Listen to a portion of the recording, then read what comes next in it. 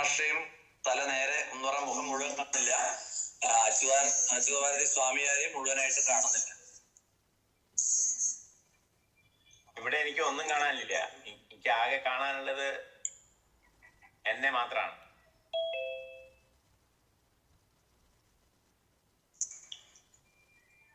I think now you can see all people. Yeah. Now, but എന്റെ ഇതിൽ വരുന്നില്ലല്ലോ അത്. Available. Okay. Sir, you can start now, sir. Okay, now you have to announce. I think you start, and you can call the names for the prayer and other things.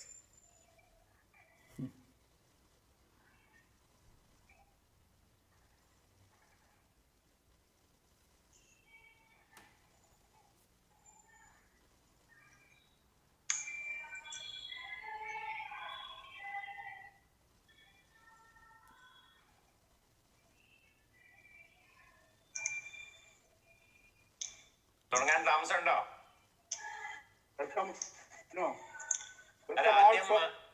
ആദ്യം ഒന്ന് announce ചെയ്യുമോ ഈ programme? Welcome all for the Sri Sankara Jayanti celebrations. And now I invite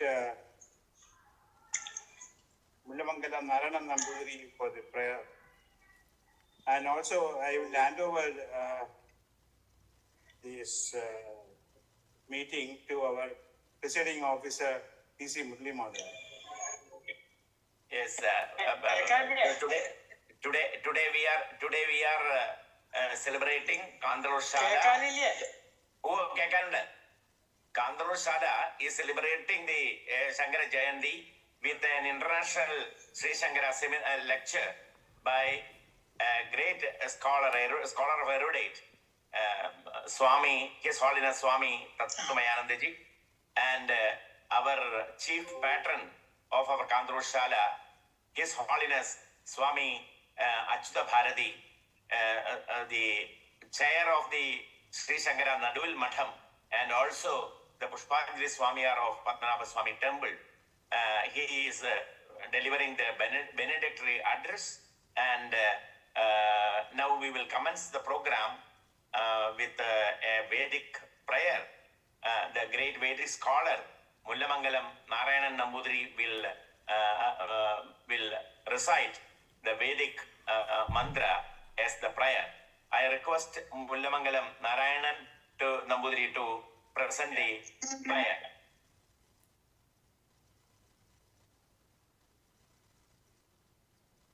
കേൾക്കാലോ അല്ലേ? കേൾക്കാം. Okay.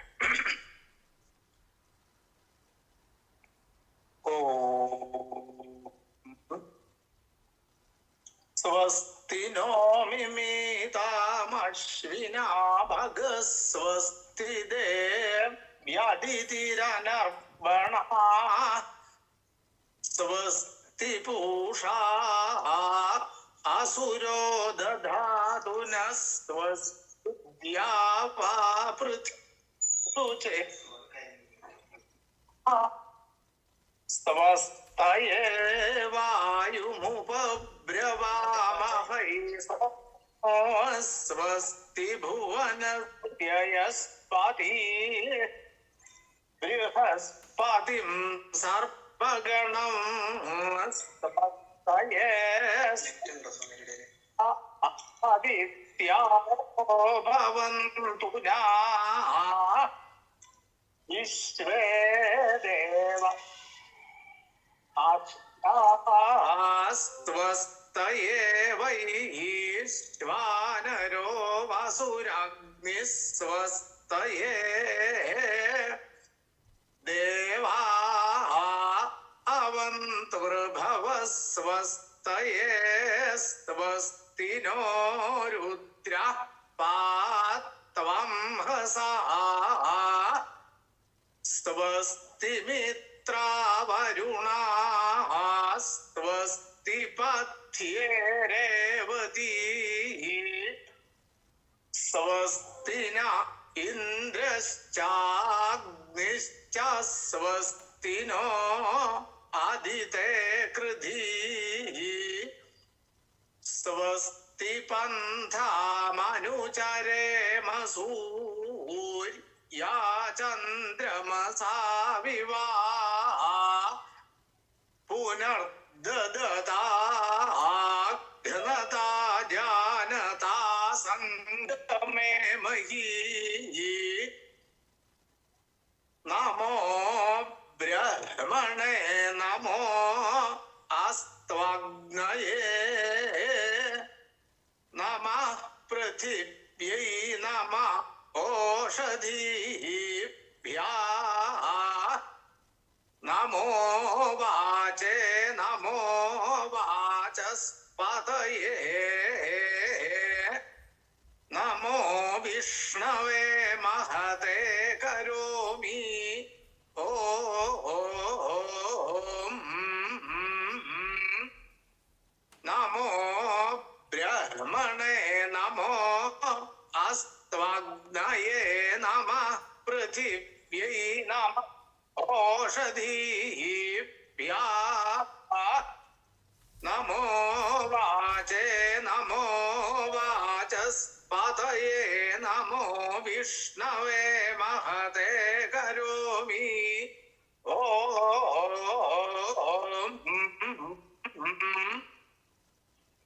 നമോ ബ്രഹ്മണേ നമോ അസ്ത്വഗ്നയേ നമഃ പൃഥിവ്യൈ നമഃ ഓഷധീഭ്യോ നമോ വാചേ നമോ വാചസ്പതയേ നമോ വിഷ്ണവേ മഹതേ കരോമി ഓം തച്ഛയോരാവൃണീമഹേ ഗാതുയജ്ഞായ ഗാതുയജ്ഞപതയേ ദൈവീ സ്വസ്തിരസ്തു ന സ്വസ്ത്യം മാനുഷേഭ്യാ ഊർധ്വം ജിഗാതു ഭേഷജം ശന്നോ അസ്തു ദ്വിപദേ ചതുഷ്പദേ ഓം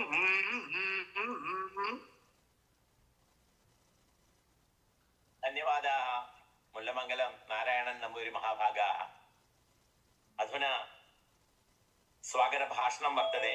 Now the welcome speech by Dr. K. Unnikishan, our Assistant Director Academic of Kantaloor Sala and also Principal of the Adarsh Sanskrit Vidyapitha at Gaya, Bihar. He is participating with us and delivering the welcome speech. Dr. K. Unnikishan. സദാശിവസമാരംഭാം ശങ്കരാചാര്യമധ്യമാം അസ്മദാചാര്യപര്യന്താം വന്ദേ ഗുരുപരമ്പരാം. ശ്രീഗുരോശ്ചരണാംഭോജം യസ്യാം ദിശി വിരാജതേ തസ്യൈ ദിശേ നമസ്കുർമ കായേന വചസാ ധിയാ.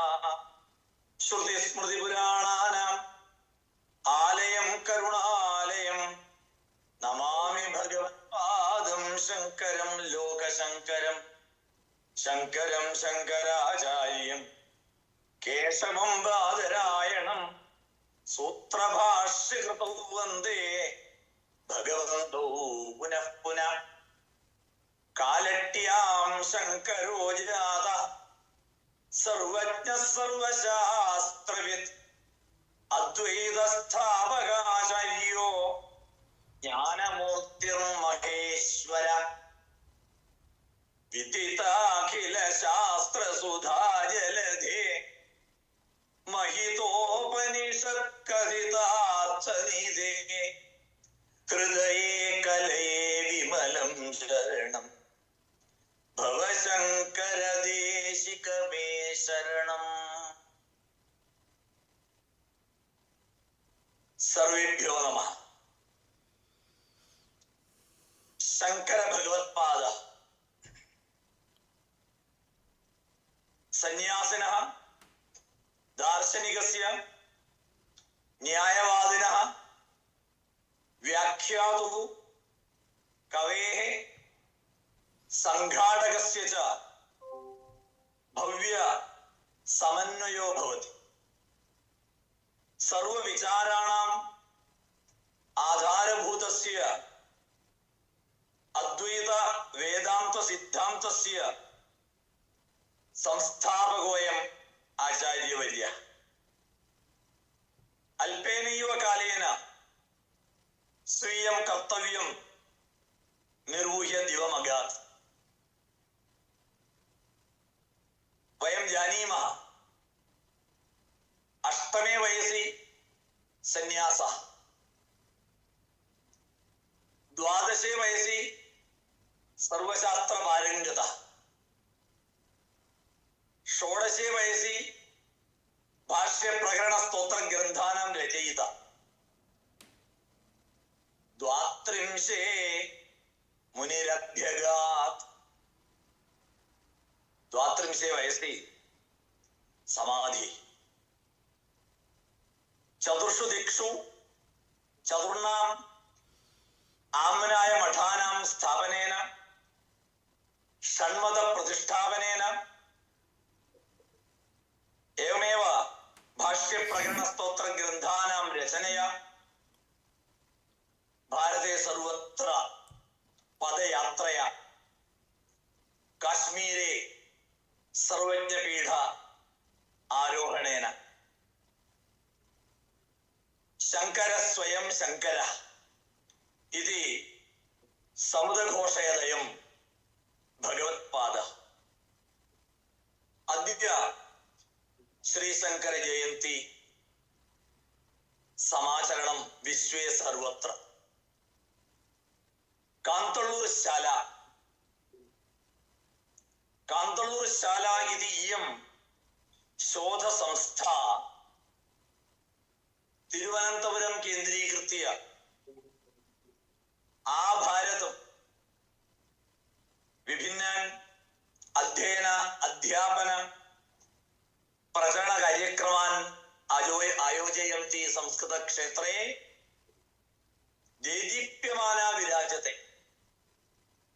न केवलं भारते, विश्वे सर्वत्र इति वक्तव्यं भवति।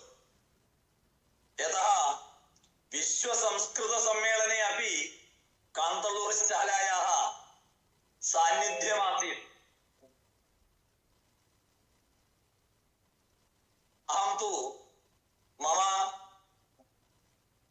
दायित्वं प्रविशामि। स्वागत भाषणं श्री शंकर जयंती समाचरण वेलायाम् अस्याम्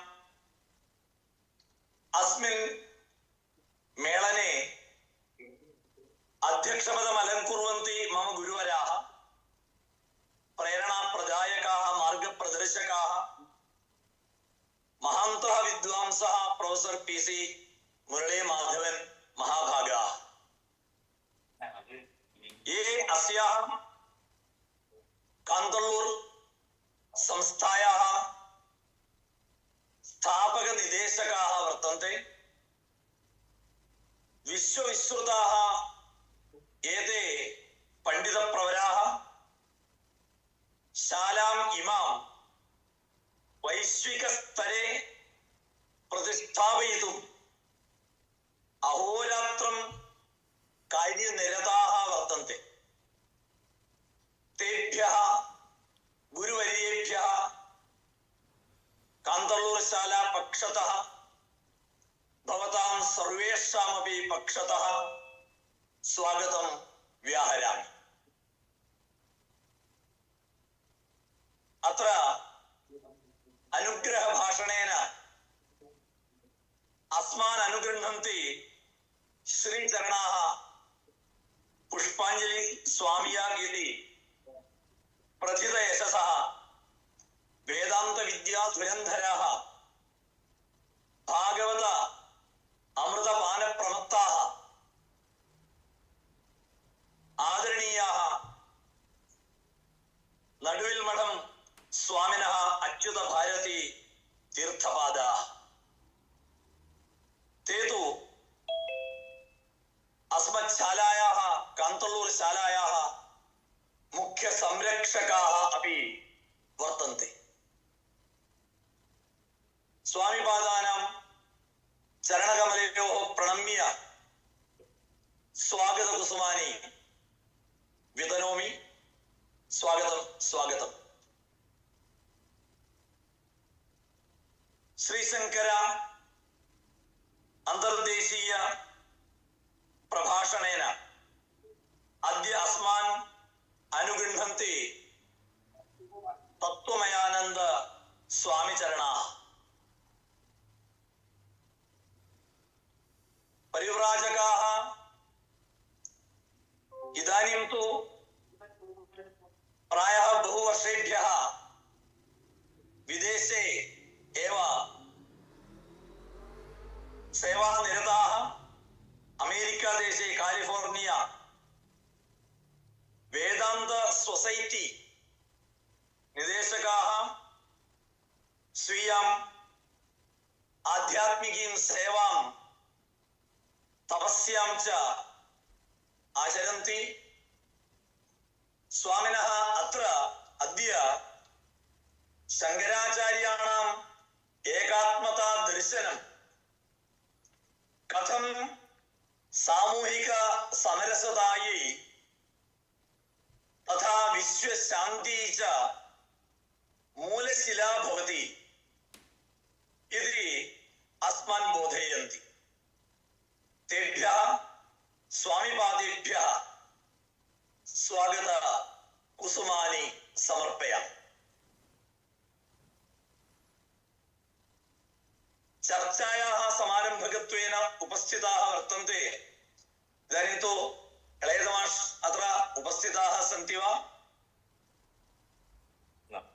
जॉइन क्रियते झटित्येव. अस्तु अस्तु.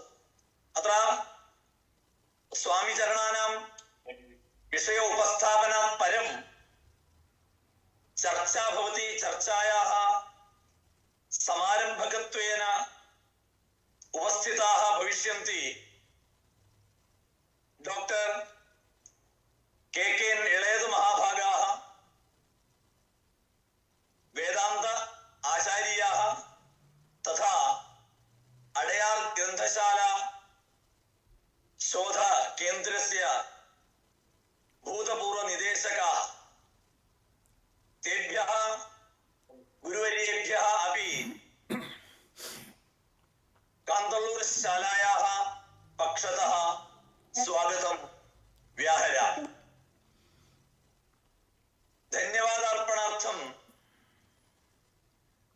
उपस्थितः कान्तलूर् शालायाः कार्यदर्शी वासुदेव विलासम् आयुर्वेद संस्थायाः मुख्य प्रबन्धकः,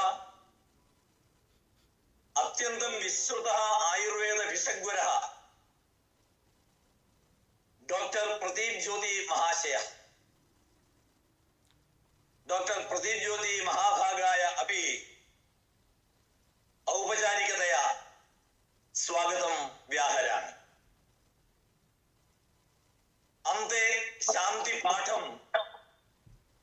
पठति शास्त्रज्ञः संस्कृताभिमानी उन्निकृष्णन् महाभागः. उन्निकृष्णन् महाशयाय अपि स्वागतं व्याहरामि. प्रथमं वयं वेदप्रार्थनां वेदपाठं वयं श्रुतवन्तः प्रार्थनारूपेण. अत्र वेदमन्त्रोच्चारणेन अस्मान् धन्यान् कृतवान् वेदज्ञः ब्रह्मस्वं मठस्य कार्यदर्शी ब्रह्मश्री मुल्लमङ्गलं नारायणं नम्बूदिरी महाभागः. यद्यपि प्रार्थना कृता तथापि तस्मै अपि स्वागतं व्याहरामि. अत्र कार्यक्रमे अस्मिन् समुपस्थिताः बहवः वर्तन्ते विद्वांसः एवं संस्कृताभिमानिनः शङ्कराभिमानिनः भगवत्पादस्य आराधनं कुर्वन्तः अथवा भगवत्पादग्रन्थानां पठितः साध्वी उमा स्वामिनी अत्र उपस्थिता अस्ति। एवं बहवः अत्र समुपस्थिताः वर्तन्ते।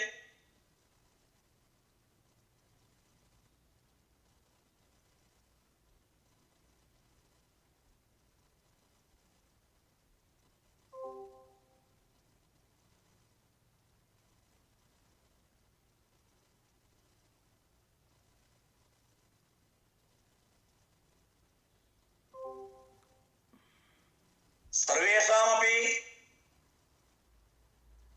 नामान्यहं न जानामि, अतएव एकवाक्येन पुनरपि सर्वेभ्यः स्वागतं व्याहृत्य अध्यक्षपादेभ्यः गुरुवर्येभ्यः मुरलीमाधवन महाशयेभ्यः दायित्वं समर्पयामि।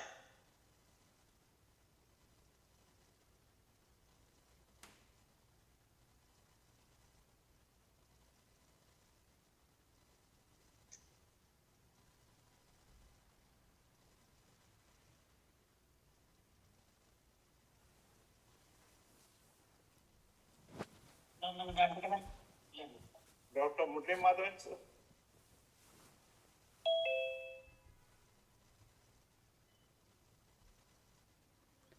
Professor P.C. Muraleemadhavan Mahabhaga. Namaskara. Now, this is the time for presidential address. Since our audience, they are participating from different places and they are not very much aware about Sanskrit language, follow it. But that's why we have preferred the medium, English medium. But some lectures will be in Sanskrit also. Now, as the president of the Kantaloor Sala, the director of the Kantaloor Sala, I will deliver my presidential address for a few minutes.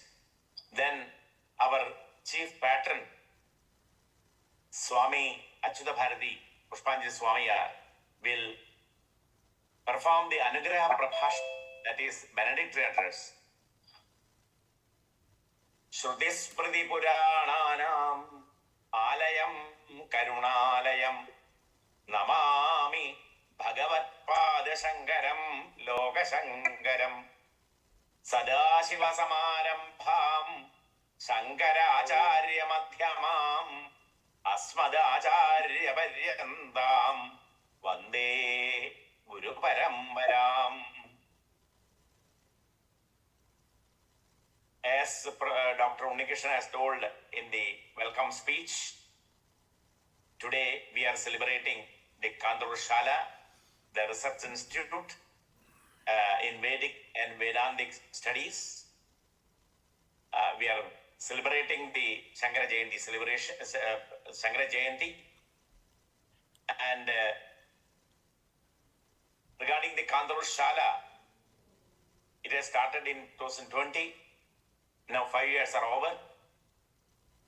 The Kantaloor Sala is the institute, is the first phase of the revival of Kantaloor University, which the erstwhile university in Kerala.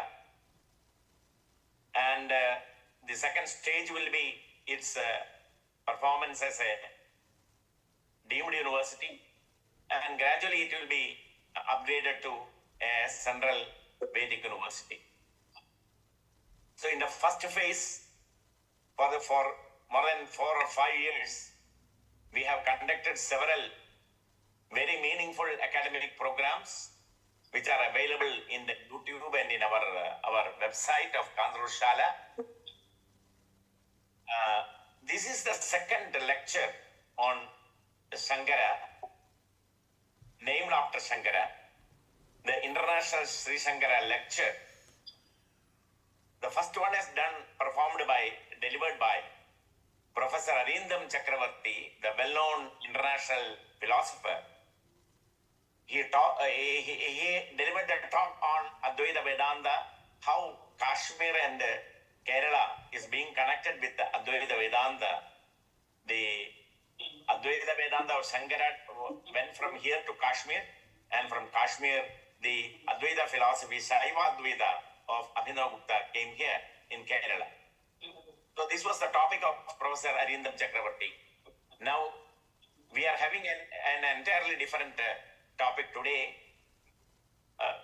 mainly related to Advaita Vedanta, how Shankara philosophy is instrumental, is the main cause for the world peace, the cultural harmony and peace of the world. This is the what we call the most burning issue for us in the world itself. We know that very well, that the world, the nations, they are fighting each other, and very burning situation we have. That's why we have selected this topic for discussion.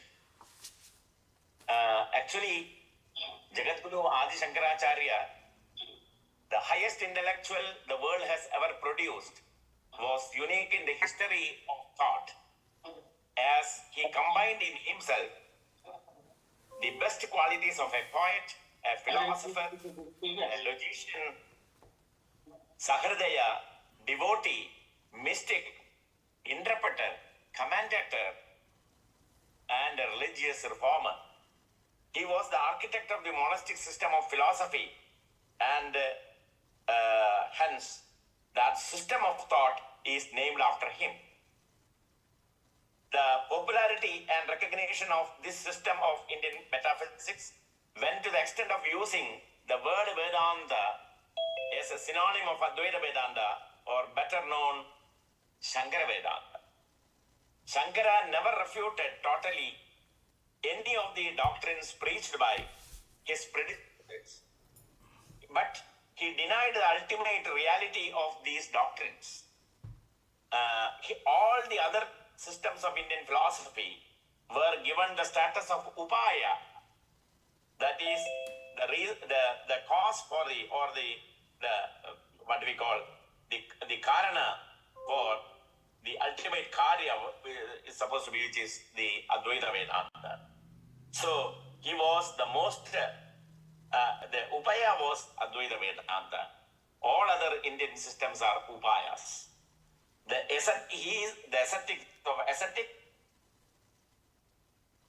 the philosopher of philosophers, the poet of poets, the reformer of reformers, the commentator of commentators, the Acharya Shankara, the Acharya of Acharyas. Shankara throws behind him all rishis and philosophers of the world. Actually, he lived only 32 years, but he scored centuries, and even now he is scoring centuries. That is why the great tribute by Madhusudana Saraswati, the great Vedantin, in that Shankara line of Advaita, Nastaumitam Vyasam Asheshamartham Samyangna Sutrairaviyo Babandha Vinapitaihi Sangratidakhilatham Sri Sankaram Naumi Sureshwaram Cha. Here, actually, what is the crux of the Advaita Vedanta? What is the crux of the Shankara Advaita?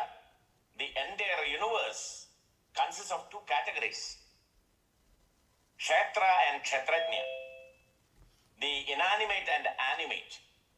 Kshetrajna is Jiva. All his activities have the single purpose of getting happiness and avoiding grief. He does not always succeed. On the other hand, he gets inescapably enmeshed in the web created by himself. Shastra says that his basic error is that he considers himself to be the body and searches for happiness outside him, even though in fact he is actually bliss himself. That he does not know, this is his avidya, and mistaking the body for himself is his abhyasa, adhyasa, adhyasa. How I am not a body in deep sleep, that is in sushupti, you have no connection with the body, etc. You enjoy your own natural bliss in deep sleep. There is a saying in Vedanta text, Sukhamaham aswapsam nakinjida vedisham. It is natural. Why do I miss this while awake? While awake, I am missing this ananda. It is because you commit the mistake of considering yourself as the body. Why do I commit this mistake? It is because you do not know who you are and when you are totally free from the body, etc. Then who am I? The question from Shishya. You are Brahman. The answer of Guru is you are Brahman.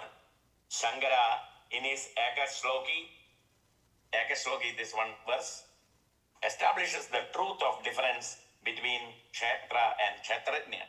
It is, the sloka goes like this, Kim Jodistava Bhanumanahani Ratrau Pradipadigam Syadevam Revidiva Darshana Vidhau Kim Jodirakhyahi me Chakshu Tasya Nimilanadisamaye Kim He Diyo Darshane Kim Tatraha Mato Bhavan Paramagam Jodistadasmi Prabhu.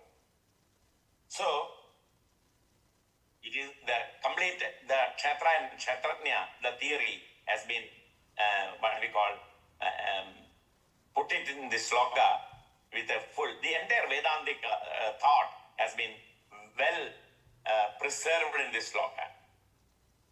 Now, today's topic, what Swami, His Holiness Swami Tattwamayananda ji, what he is going to speak, that is the social harmony and peace through Advaita, Shankara Advaita. Social harmony, peace and national integration, or when you speak national integration, it can be universal integration.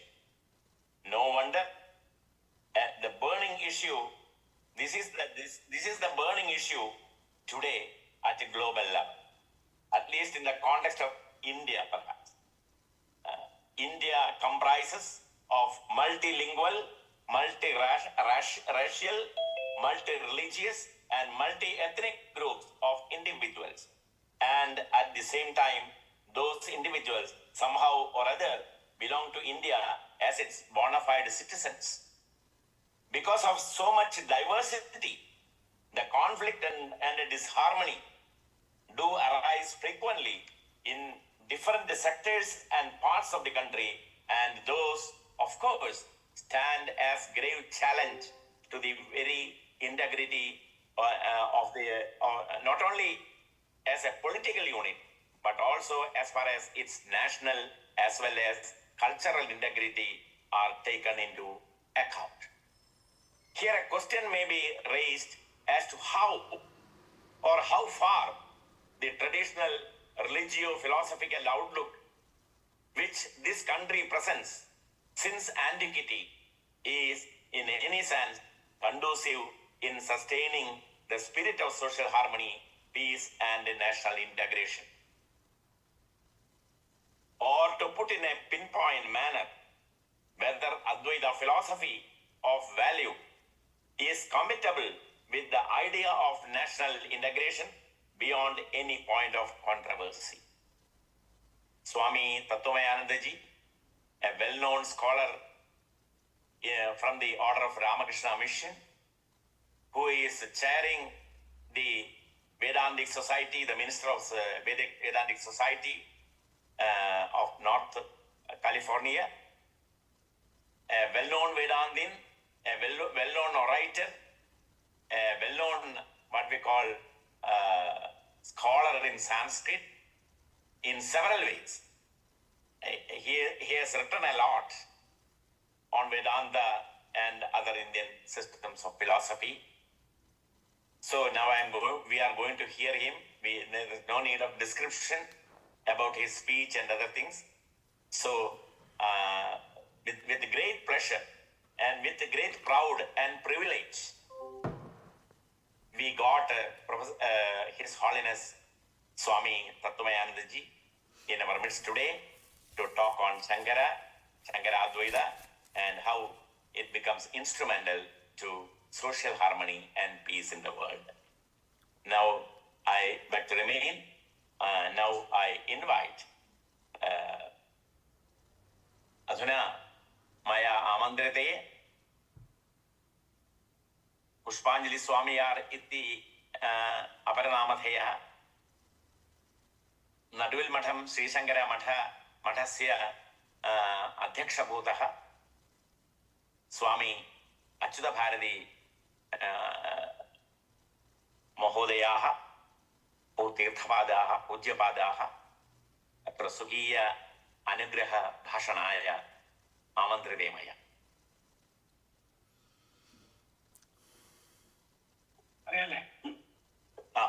ओम चिराय धातुर्वदनप्यनर्तकी सरस्वती यद्रसनाग्रनर्तनाद अभोभवीदेधितकीर्तिरत्र सा जगद्गुरुं तं यदि वैर्यमाश्रये.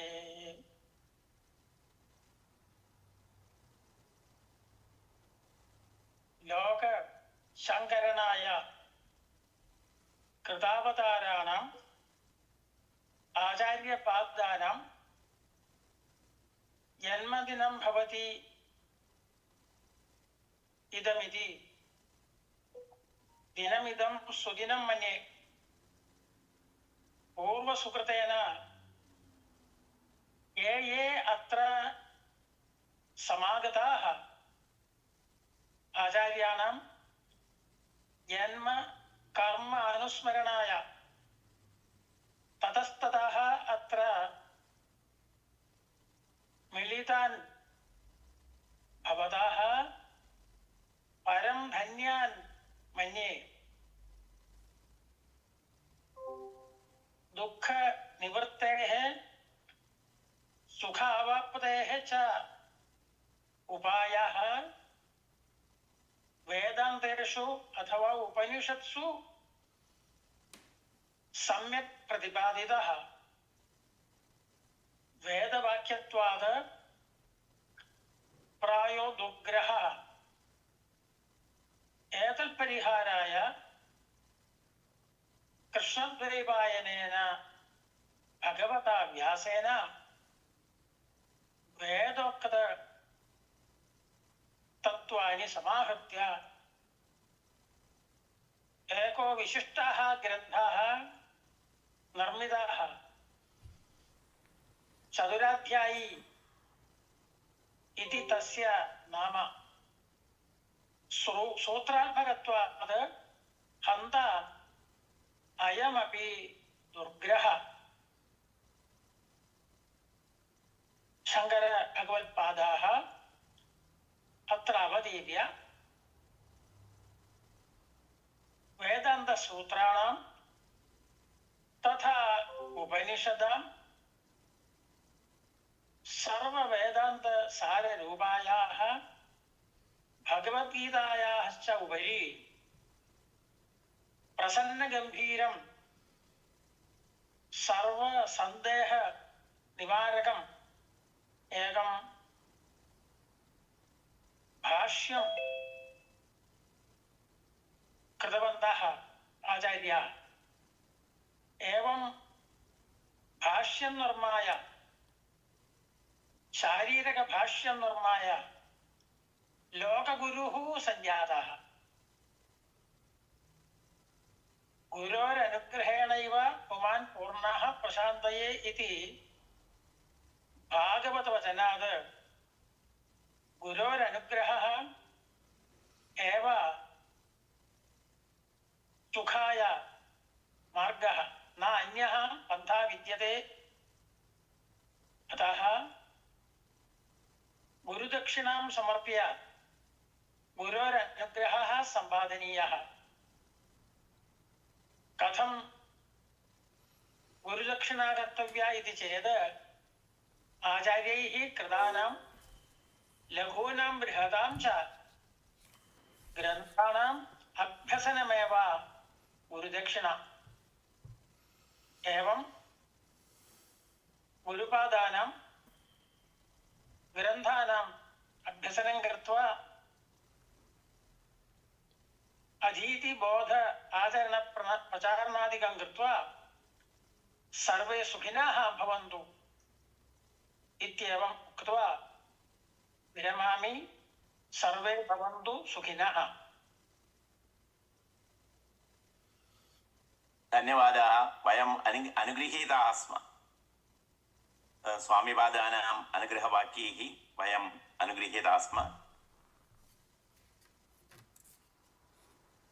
अधुना now we are going to hear the immemorable lecture by His Holiness Swami Tattwamayananda ji from Ramakrishna order. For a long time he was the main teacher of Vedanta at Belur Mutt. In several madhams he has worked, he has served. But at present, for a few years, as Professor Unnikrishna has told, Swamiji is serving the humanity at America, at California, and he is the minister of Vedanta Society of North California. With folded hands, with my pranams, I request His Holiness Swami Tattwamayananda ji to deliver the International Sri Sankara lecture of Kantaloor Sala. The topic is Śaṅkarācārya and Vision of Oneness, Foundation for Social Harmony and Global Peace. Now, His Holiness Swami Tattwamayananda ji.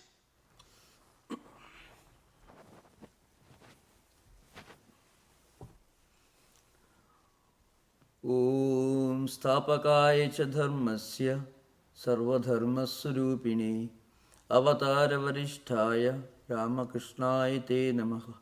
श्रुतिस्मृतिपुराणानाम् आलयं करुणालयं Namami भगवत्पादशङ्करं लोकशङ्करम्।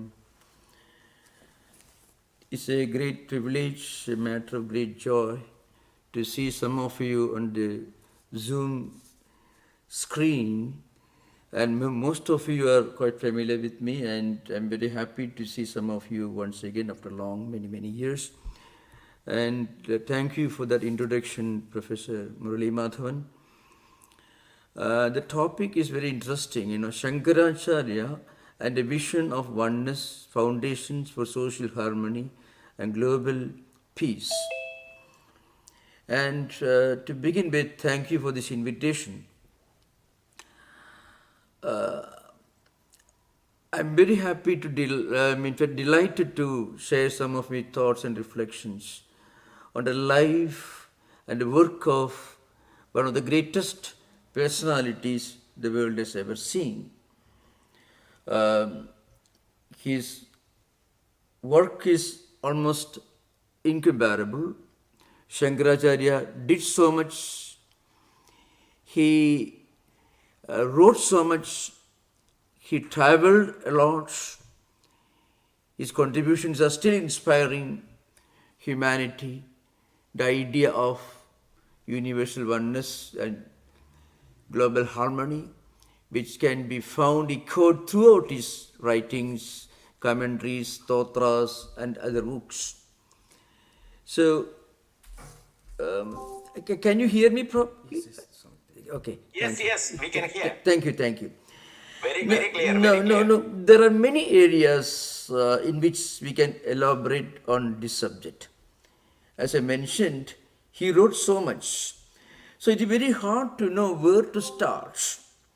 But I shall start somewhere which is historically very important, One of the most immemorable, one of the most incomparable summarizations of Śaṅkarācārya's work and personality could be found in the writings of Sister Nivedita. She was Miss Margaret Noble, born in Ireland. She was the disciple of, maybe the greatest Western disciple of Swami Vivekananda, who, by the way, is responsible for introducing Śaṅkarācārya's Advaita on a global stage. Today, I'm speaking to you from Northern California in the United States, and we are talking about Śaṅkarācārya's work because it was Vivekananda in 1893 who brought Śaṅkarācārya's own philosophy, almost 200 years after Śaṅkarācārya's passing away. That philosophy was introduced to the Western world by Swami Vivekananda. And just a few words about what she said about Śaṅkarācārya's personality and work. And you know, there are many statements, many evaluations of Śaṅkarācārya's personality and work from Dr. Radhakrishnan, K.M. Munshi, Mahatma Gandhi, and many others. But this is perhaps the most memorable evaluation. I am just quoting from Sister Nivedita's The Web of Indian Life, a very well-known book, not a very large book. She begins, Western people can hardly imagine a personality such as that of Śaṅkarācārya. In the course of so few years, they have nominated the founders of no less than 10 great monastic orders, of which 4 have fully retained their prestige to the present day. Think of this person. He founded 10 monastic orders. Today, if you go to India, if you go to Uttarakhand, if you go to Haridwar, you cannot find a single monk who doesn't belong to one of the 10 monastic orders that he founded. Swami Chinmayananda, Chinmaya Mission, Saraswati order. And this Swamiji, Bharati order. Śaṅkarācārya, again Bharati order. We also belong to Puri order. There is not one monk, including remember, Madhvacharya, who was not very kind in his response to Śaṅkarācārya's Advaita. He also belonged to Tirtha Sampradaya, Madhvacharya. Chaitanya Mahaprabhu, whose followers do not accept Śaṅkarācārya, he also belonged to Bharati order. Kesava Bharati was the sannyasa guru of Chaitanya Mahaprabhu. That's the extent of the work and influence of Śaṅkarācārya. So I'm coming back to Sister Nivedita. Remember, she was not a Sanskrit-educated Sanskrit Pandit. She was not familiar with Vedas. And she was born in Ireland. She was a revolutionary, a firebrand Irish revolutionary, an educational reformer who was highly influenced by Pestalozzi and Froebel, who happened to listen to Vivekananda, came to India, stayed and passed away. And her understanding of Śaṅkarācārya and his philosophy was only second-hand. She says, there is no greater person than Śaṅkarācārya the world has ever seen. Now, she continues, to have acquired such a mass of Sanskrit learning as to create a distinct philosophy and impress himself on the scholarly imagination of India in a preeminence that 1200 years have not sufficed to shake. Śaṅkarācārya continues to live and inspire all of us 1200 years after his passing away. And mind you, there are many scholars who will tell you that Śaṅkarācārya is born maybe in 2nd century AD, even 5th century BC and so on. I'm not going to those subjects, controversial subjects which are still being debated. I still believe Śaṅkarācārya apparently was born in 770 AD and passed away in 810, 32 years. To have written poems whose grandeur makes them unmistakable. Remember, 93 poetic classics, 93. That's the extent of his work. And again, to have written so many poetical classics whose grandeur makes them unmistakable, even to the foreign and unlearned ear. Sister Nivedita did not know Sanskrit. She must have listened to Sanskrit poems written by Śaṅkarācārya, recited by her guru Vivekananda, and that inspired her. That's why she's writing like this. At the same time, to have lived with his disciples in all the radiance, joy and simple pathos of the saints, this is a greatness that we may appreciate but can never understand. Sister Nivedita and Śaṅkarācārya says, this is a greatness that we can only appreciate from a distance but can never understand. And she continues, we contemplate with wonder and delight the devotion of Francis of Assisi, the intellect of Abelard, the force and freedom of Martin Luther, and the political efficiency of Ignatius Loyola. But who could imagine all these united in one person?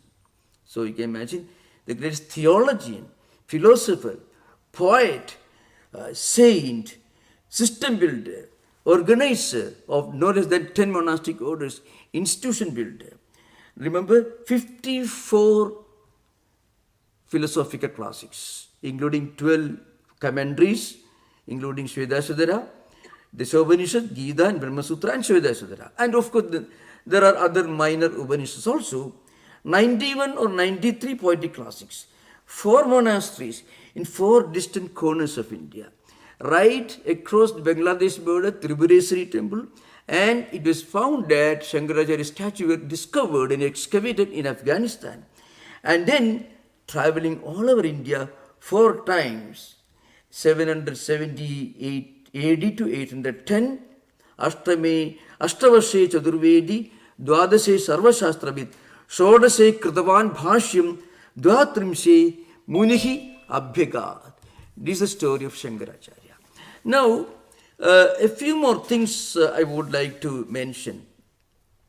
One of the reasons why Śaṅkarācārya is recognized as a unique personality is the amount of the immense work that he did. Now, he became a monk when he was 8 years old, traveled, of course, when he was just about between 6 and 7, according to Vidyaranya's Shankara Digvijay.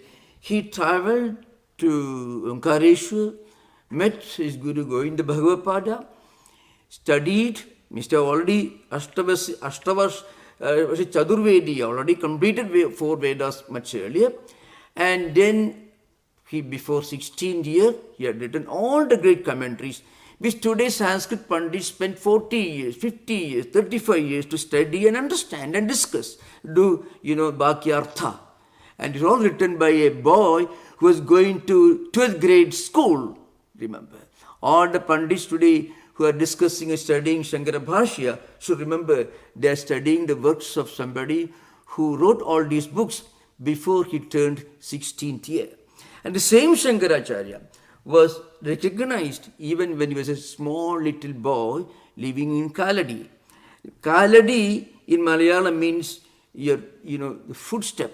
And that is the instrument that he used to travel all over India 4 times, remember, 8th century.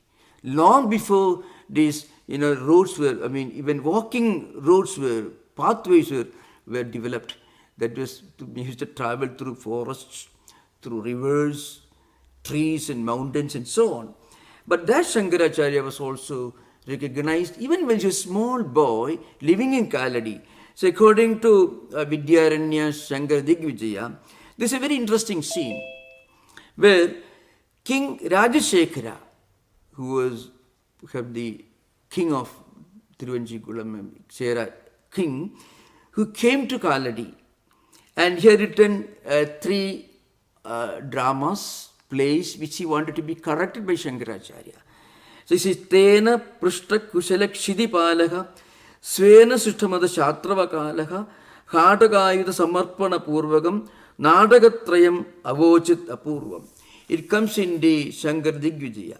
Even as a small boy, Śaṅkarācārya was recognized for his greatness by the local king, who came and who wanted Śaṅkarācārya, the little boy, to correct his Sanskrit dramas.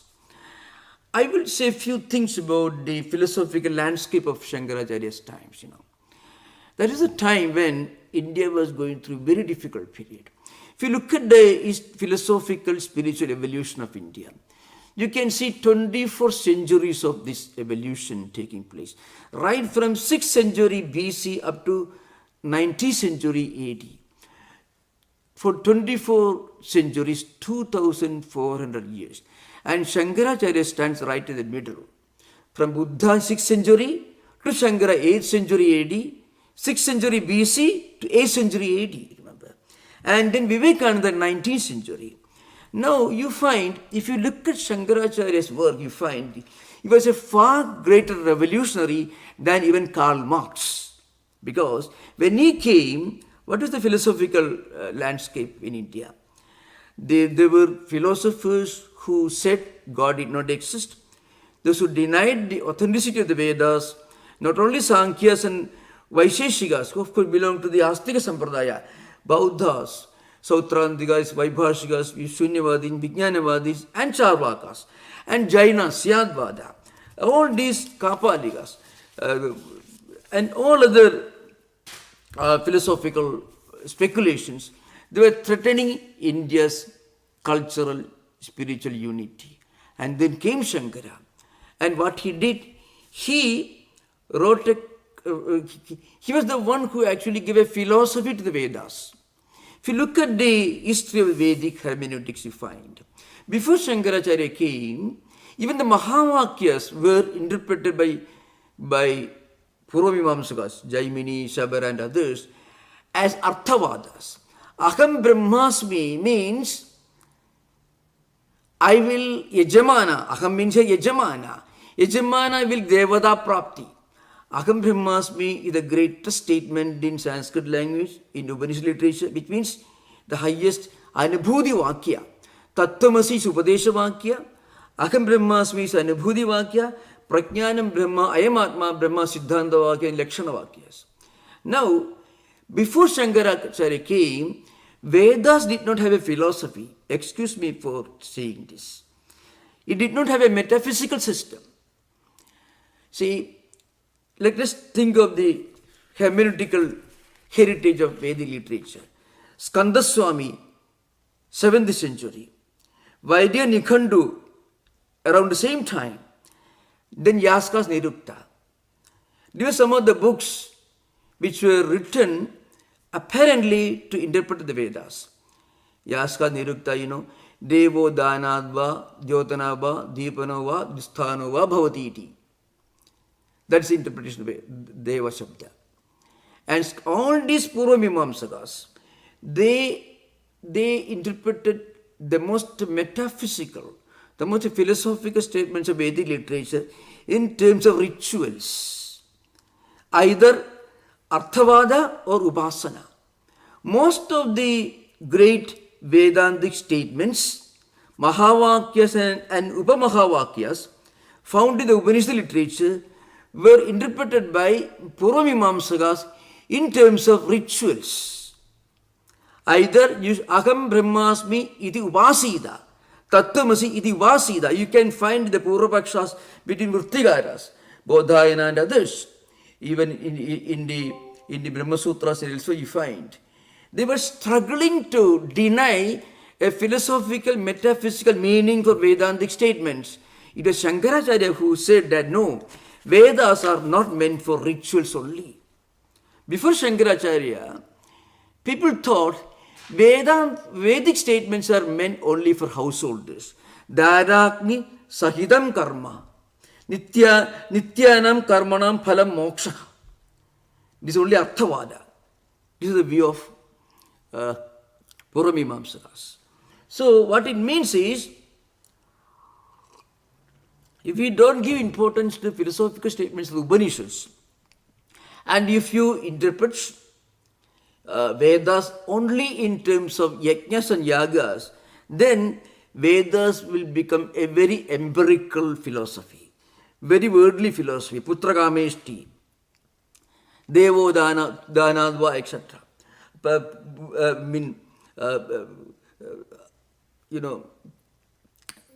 Rituals meant for long life, money, putrakameshti, varuna yajna, for rivers, for rains, for grains, for reputation. For this purpose, you go on performing Bhuyasya Sharadasada, Pabruyama Sharadasada, etc. So what happened was, actually, Vedas got a philosophy only from Śaṅkarācārya. And then another important thing, his bhashyas. He wrote bhashyas for Isha Kena Kata Prasna Munda Mandukya Taittiriya Chandogya Brihadaranyaka and so on. And Lagu Bhashyani, Bhashi Vivaranani, etc. He also wrote Brahma Sutra Bhashya.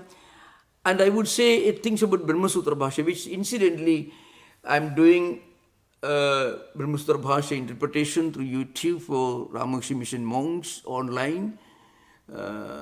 Just began about 2 months ago. We are right now only in the 7th Adhikaran, I suppose. The point is, if you study Brahma Sutra, you find after Śaṅkarācārya wrote Brahma Sutra Bhashya, all the earlier works on Brahma Sutras almost disappeared. Because after his work, people did not find that any other interpretation of Brahma Sutra will be of any value, either Upavasha, Bodhayana and others. They completely disappeared from popular attention.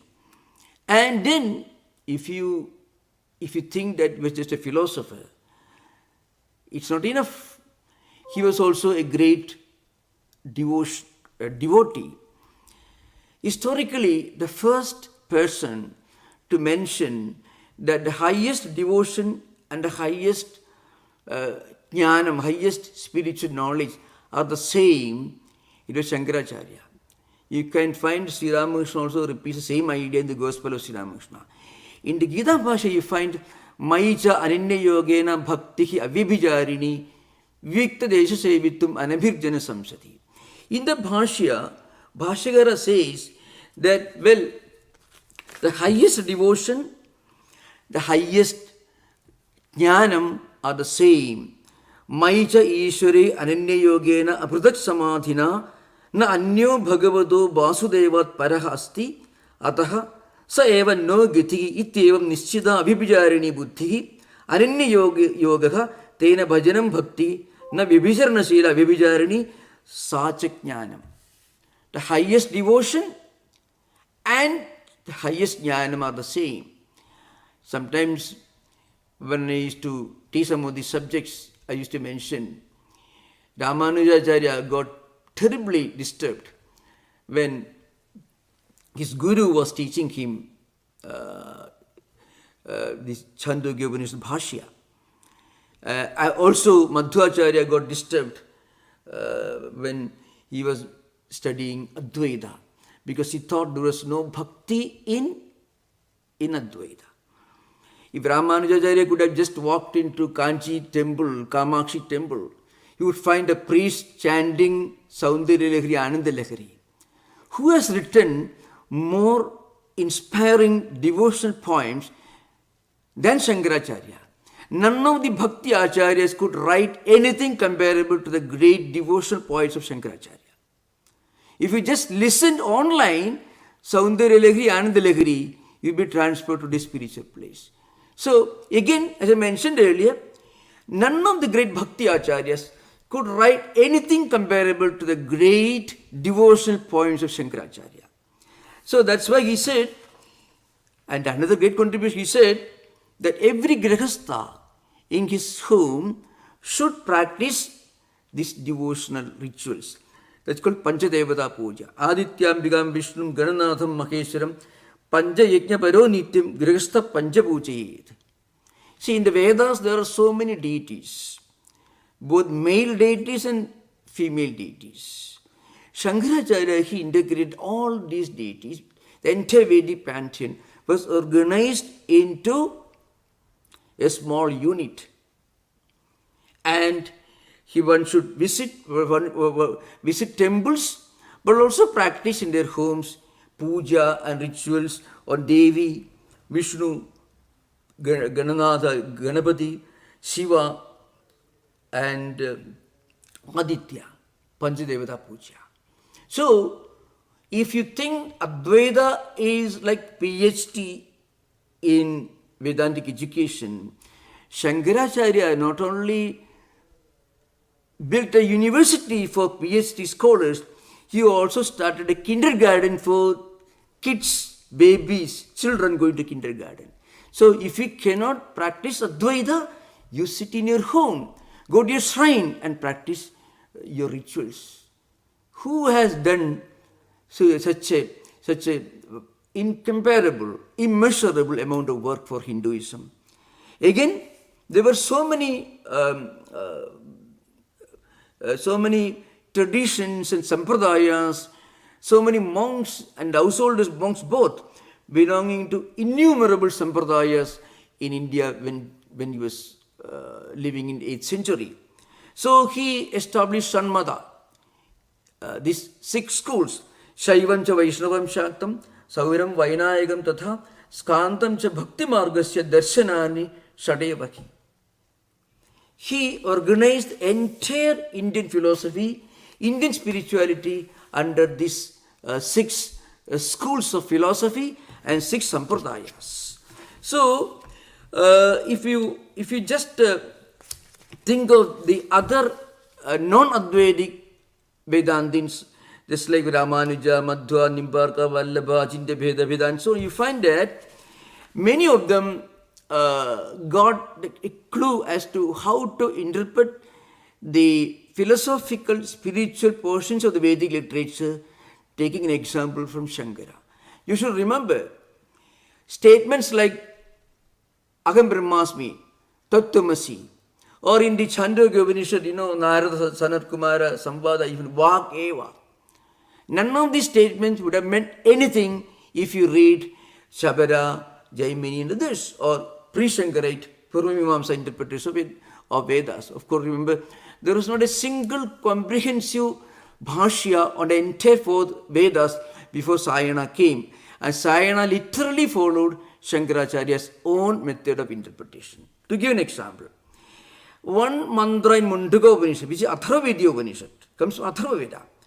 Dva Suparna Soija Sakhaya Samanam Vriksham Parishusajadi Tayoranya Pippalam Swadati Anasnan Anyo Abhichakasiti.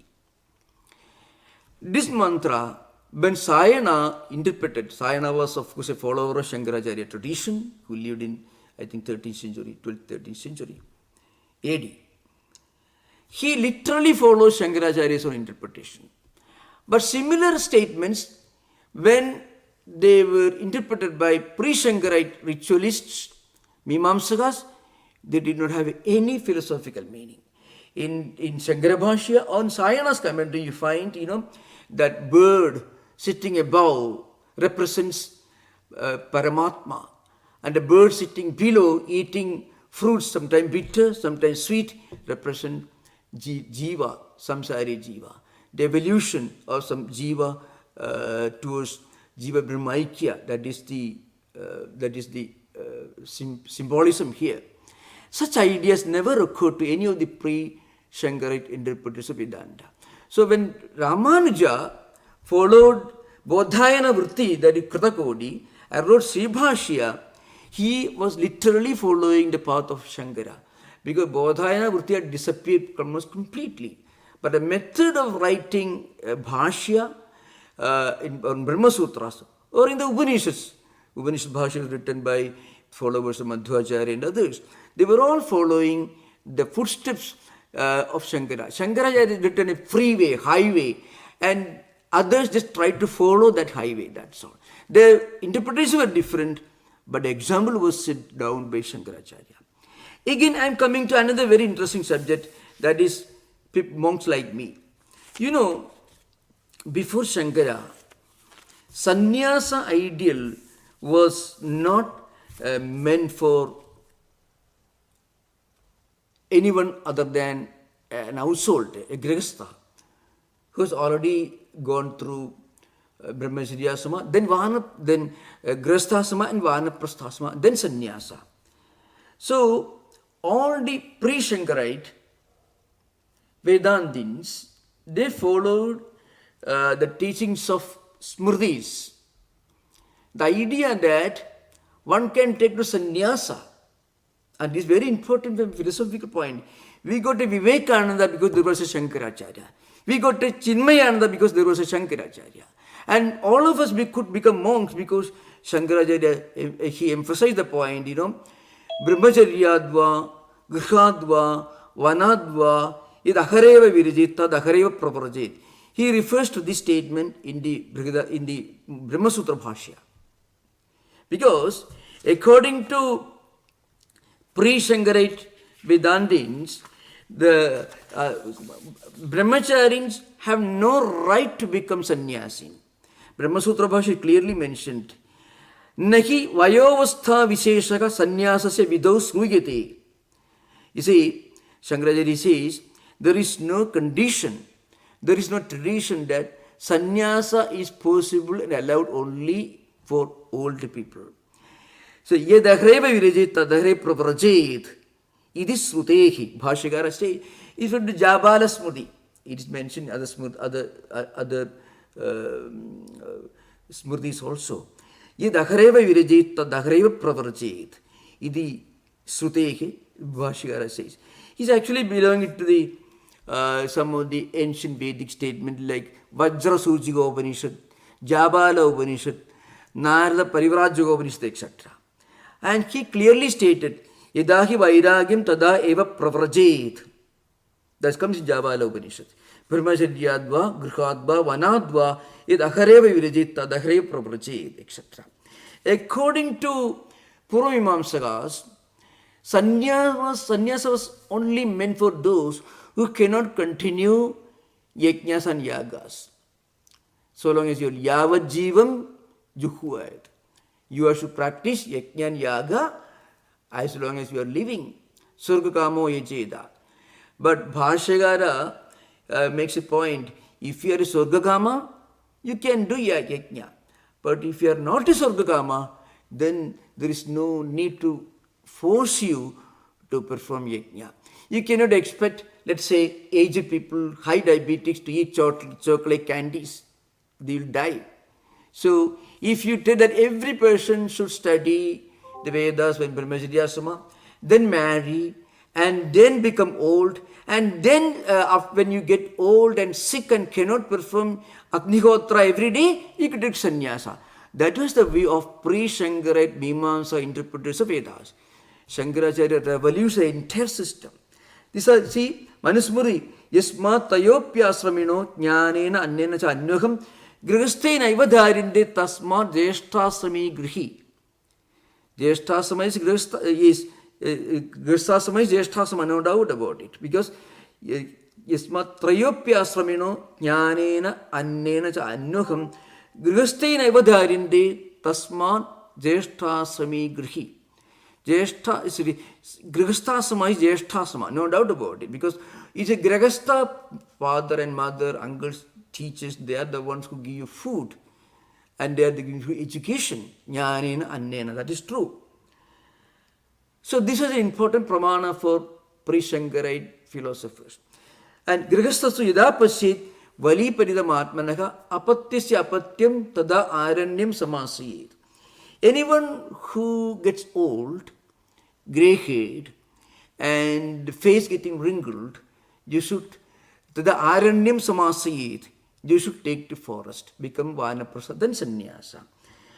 So any person who tries to take sannyasa from brahmacharyasama, he will be lost and he will be denying his own spiritual destiny.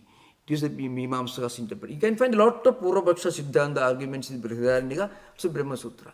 Śaṅkarācārya emphasizes again and again, if you are a great aspirant of renunciation, then Brahmacharyadva, Grihadva, Vanadva, yat akhareva virajit, tat akhareva pravarjit. People do not always remember this. We got a Vivekananda who took sannyasa even as a brahmachari because of Shankara. All the great monks in India who took to sannyasa before marriage directly, that is because of Śaṅkarācārya's great work. That's why I mentioned earlier, he founded the Senami, 10 monastic orders. Sister Niveda mentioned Śaṅkarācārya founded 10 monastic orders, and she mentions Ignatius Loyola, who founded only one monastic order, Jesuit order. Saint Dominic, Dominican order. Saint Francis, Franciscan order. Shankara, 10 monastic orders. Giri, Puri, Bharati, Vanam, Parvat, Aranyam, Sagara, Asama, Saraswati, Tirtha, Parvata, etc. As I mentioned, Madhvacharya, Takkadandava, all the, even Manimanjari is a very, very, oh, I don't want to mention those books. No, Śaṅkarācārya was a perfect gentleman. You don't find a single word or phrase in his bhashyas which is derogatory or polemical, dialectical, but not derogatory of other philosophers whom he refuted or maybe opposed. But you can find many non-Advaiting post-Shankara philosophers used very, very unpleasant language against Śaṅkarācārya. But they also belong to Shankara Sampradaya. Madhvacharya, Vyasatirtha, Vaditirtha, Jayatirtha, all of them were sannyasis of Shankara Sampradaya. Chaitanya Mahaprabhu, today you find their followers are not very tolerant of Śaṅkarācārya's Advaita. But their great teacher, Chaitanya Mahaprabhu, was a sannyasi belonging to Bharati Sampradaya. It was because of Kesava Bharati who was the guru of Chaitanya Mahaprabhu, sannyasa guru. That's the extent of this great man's work. And as I mentioned earlier, he was a perfect gentleman. I want to emphasize that point. Kabilasya Mahamuni, Śaṅkarācārya. Even when he opposes Sankhya system, see, he considers Kabila as a Mahamuni. Eda Buddhena Bhashitam. So you see, when we've been referring to Buddha, he says, Buddhasya Paramartha Darshinaha. Śaṅkarācārya was refuting Sautrantikas, Vaibhashikas, Vijnanavadins, Shunyavadins, and so on, Mahavainashika, Shunyavadins. At the same time, he was referring to Buddha as Buddhasya Mahadarshinaha. That is the extent of his statement here. So that's why he quoted again, Slokardhena Pravakshami, Eduktam Gandhakodibihi, Brahma Satyam Jagad Mithya, Jiva Brahmaiva Napara. I want to say a few things about some misunderstanding, misconceptions about Shankara's Advaita before coming to the main topic here today, that is global peace. About global peace, I would mention one thing.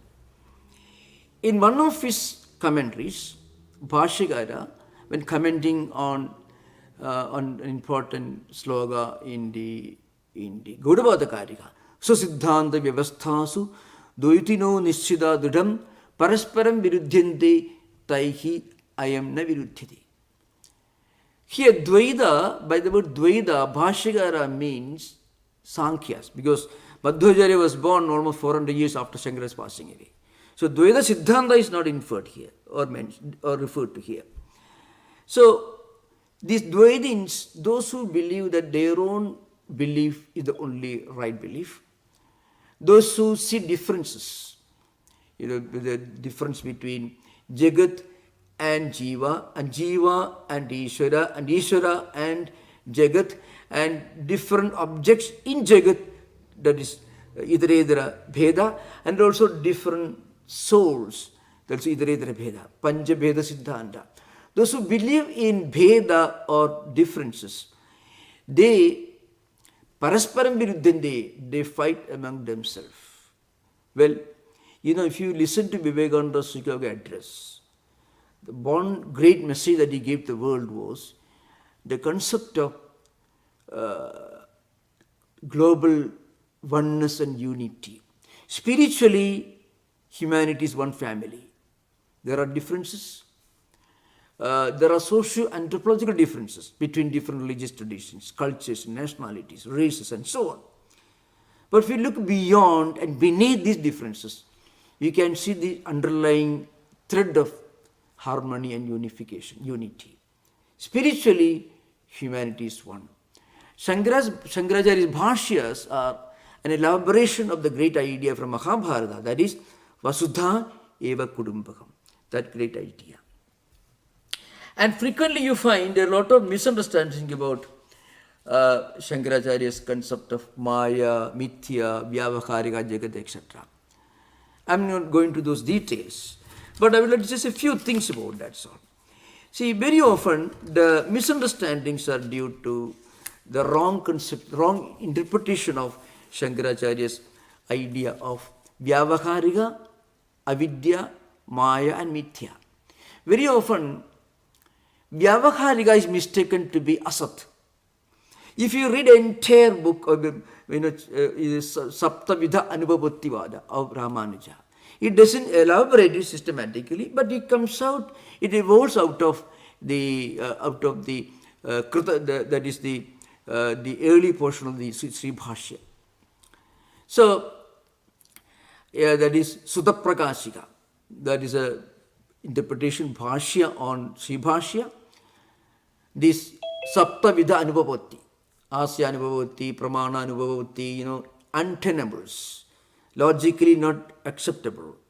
Asraya Anubhavati, Pramana, Tirodhana, Nivartaga, Nivritya, and so on. I'm not going to those details. And also you find strong words used by many other non-Advaitic writers with regard to Advaita. Advaita is something called Mayavada. Advaita is often called Brahmavada. I'm coming to those subjects right now because it is directly linked to our subject here. This misunderstanding. Now, if you look at Advaita, what it tells you is this. Everything in this world is changing. It is not absolutely unreal, but it is not absolutely real.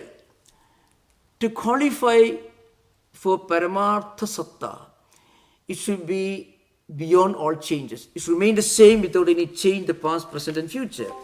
And that doesn't happen to any of these worldly objects. Everything in the world is changing. Therefore, it is only Vyavakarika. But very often, in the writings of non-Advaitins, they interpret Shankara's Vyavakarika as asat. If somebody tells you, I am not sitting there, I am not talking to you right now, you are not sitting there, the world doesn't exist, we are not talking, it will be absolutely craziness. What Shankara said was, all the worldly experiences, empirical experiences, they are relative. They have a beginning and they have an end. So, they are within time. They are Trikala Athena, Shadvikara Athena. They are not Shadvikara Atita. Whatever is Shadvikara Atita is the only absolute reality. That is Brahman.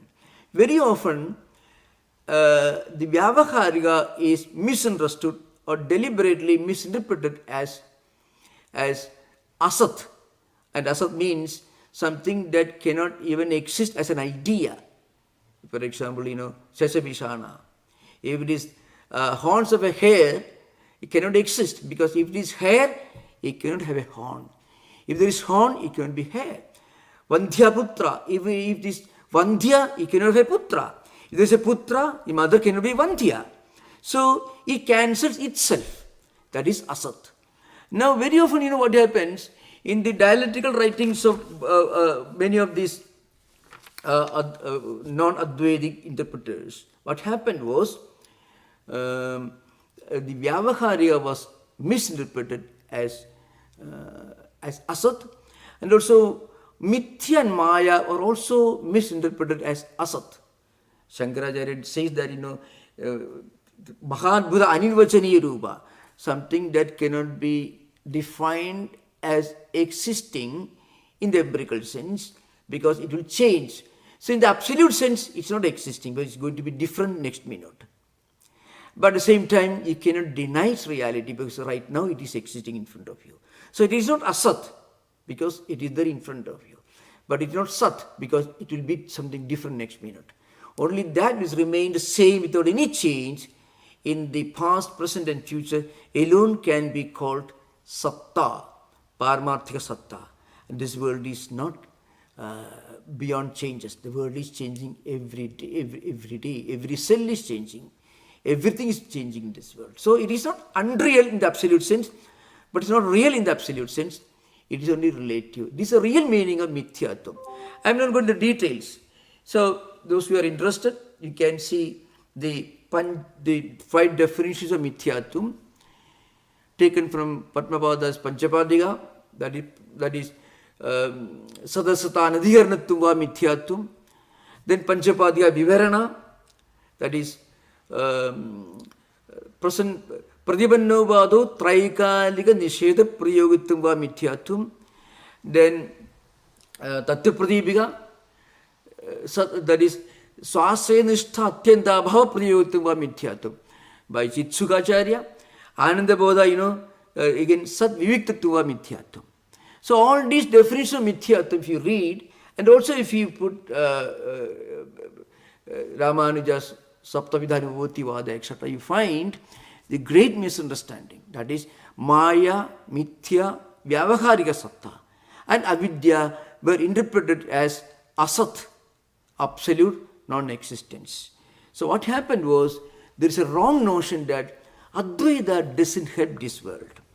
Advaita doesn't have anything to do with universal ethics. But I can tell you, there's a great statement in the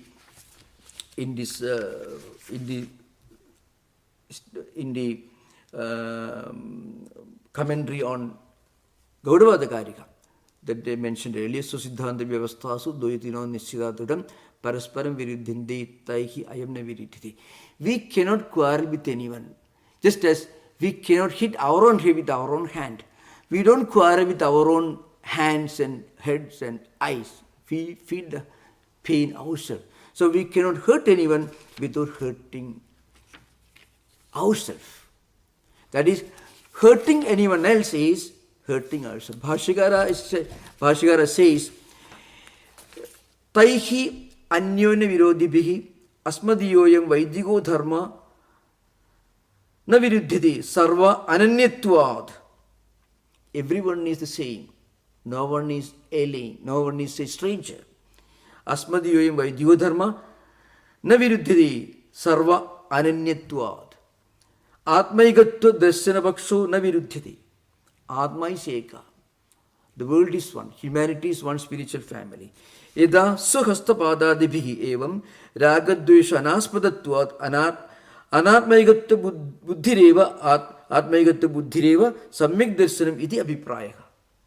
So Bhashyakara says sarva ananyatvad atmaigatva darsana pakshaha. That is Advaita. Spiritually, the world is one. Spiritually, humanity is one. We cannot quarrel with anyone.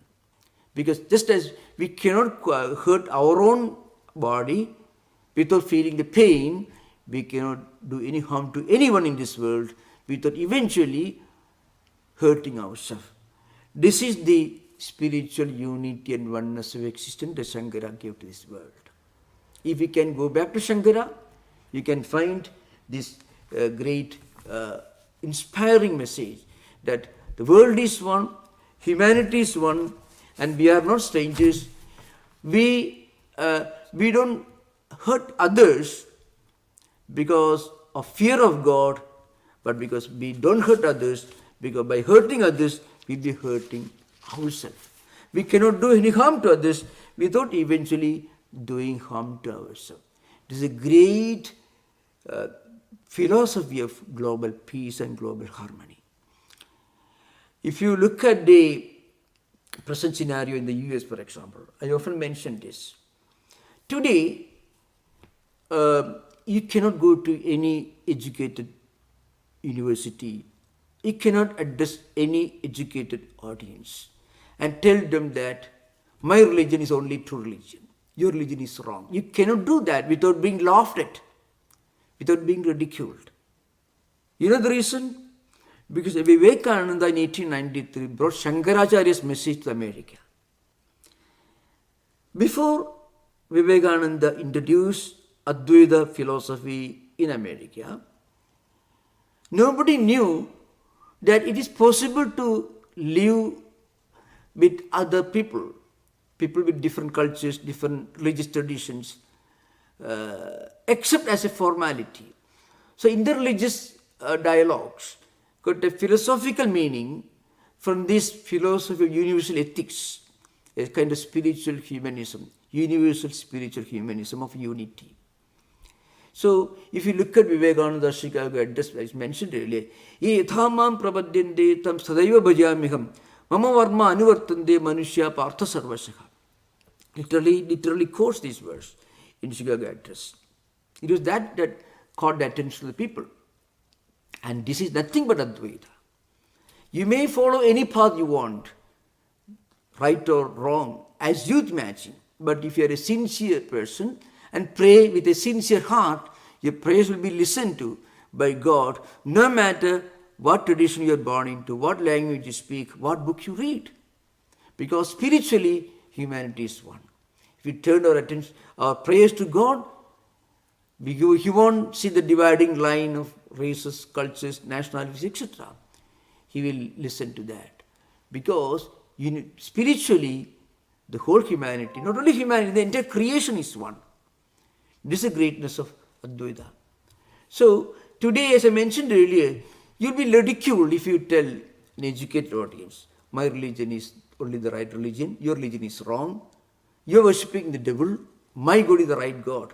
People are doing that, but you cannot talk to educated people unless you want to be laughed at or ridiculed. And that's because Vivekananda brought this idea from India. And this idea was elaborated philosophically by Shankara in 8th century AD. Sometimes we don't always remember. There are many people in India who consider Shankaracharya very orthodox. But actually, Śaṅkarācārya was a far greater revolutionary if you consider the great opposition he had to face against the established views of Mimamsakas and also Charvakas, Bauddhas and others. So, I want to thank again this Kantaloor Sala for inviting me to give this talk.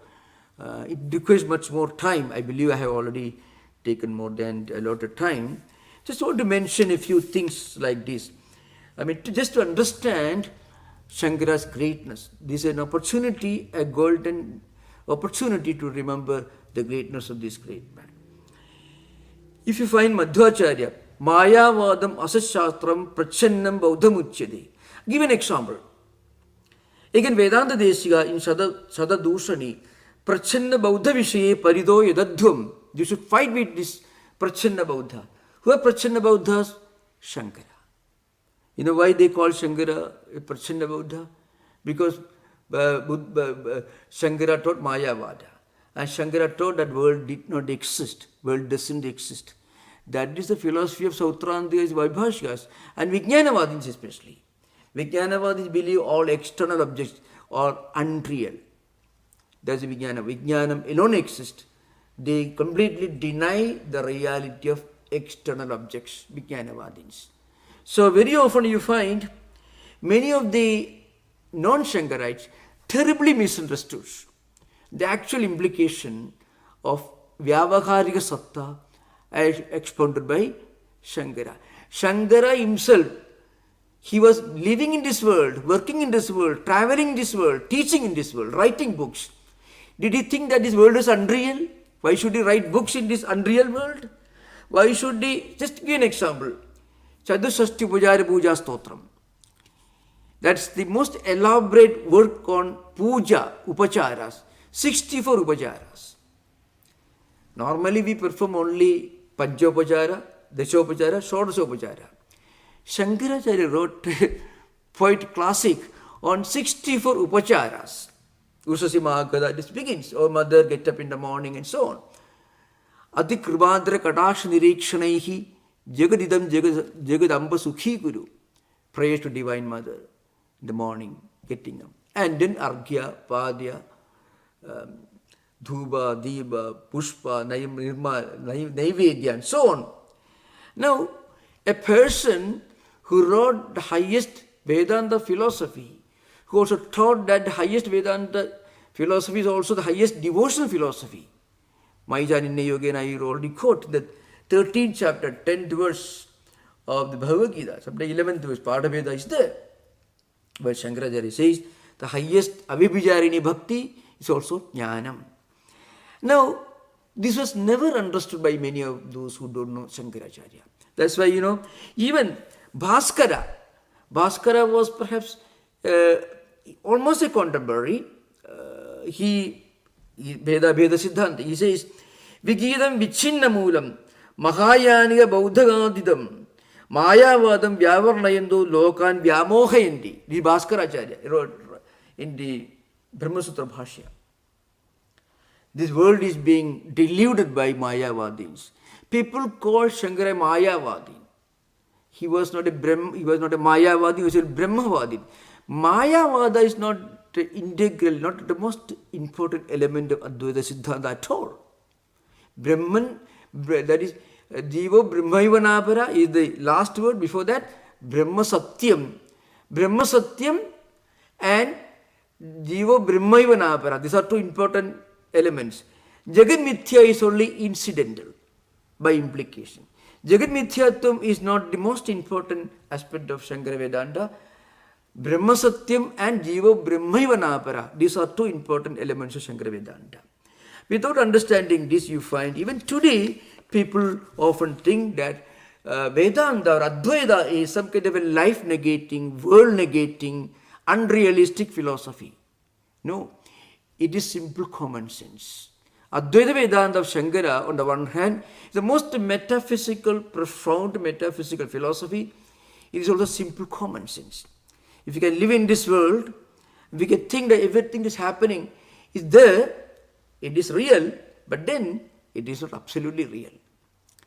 He makes a very famous statement in the Gita Bhashya. With a different language, is also repeated in the Mandvikarika Bhashya. Prag Brahmatma Vijnanat Sarva Loka Vyavaharanam Satyatupapattihi. Prag Prabodhasya, that is Prag Brahmatma Vijnanat Sarva Loka Vyavaharanam Satyatupapattihi. Yada Swapna Drishtasya Iva Prag Prabodhat. So remember, Prag Brahmatma Vijnanat, before Brahmajnanam, before Jiva Brahma Ikya Anubhuti, Aham Brahmasmi Anubhuti, Sarva Loka Vyavaharanam Satyatupapattihi. It is logically correct to consider all these worldly activities as if it is real, as if it is real. Yatha Swapna Drishtasya Iva Prag Prabodhat. Prag Prabodhat Swapna Drishtasya Iva. Before you wake up, you think dream objects are real in dream. When you're dreaming, we don't think dream objects are unreal. When we wake up, come to the waking state, we look back, we think these dreams are all dreams, not real. Similarly, only those who have reached the highest Paramarthika Satta, at that stage, at that level only, you can say this world is unreal. When you are living this world, when you are interacting in this world, we are part of this world, we cannot say this world is unreal. Shankara did not say that. That's why after realization in Omkareshwar, under his guru, he did not go to sleep saying that Jagat Mithya. He started working in this world for the good of the world. So, it's a very important, all the wrong notions about Śaṅkarācārya, that he said the world is unreal, world is a dream, there is nothing to do in this world. All these wrong notions create a lot of misunderstanding about Shankara's and his philosophy. And hopefully and happily, I would say, Madhusudana Saraswati, in his Advaita Siddhi, and to some extent in the Gurartha Deepika, the commentary on the Bhagavad Gita, he tried to correct some of the misunderstandings while trying to refute the criticism of Vyasatirtha against the 4 definitions of Mithyatvam, rather 5 definitions from Panchapadika and Panchapadika Vivarana, Prakashatmayati, and also Tattvapadipika and Anandabodha. 2 definitions from Panchapadika Vivarana. One is Pradipannobhado Traigalika Nisheda Prayogitvam va Mithyatvam. Then Jnana Nivartitvam va Mithyatvam. These are 2 definitions from Panchapadika Vivarana. So all these criticisms were refuted by Madhusudana, and we should be grateful to him also for reviving the original philosophy of Shankara with regard to bhakti. Actually, the credit for reviving Śaṅkarācārya's bhakti ideal, the credit should go to Madhusudana Saraswati in Gurartha Deepika.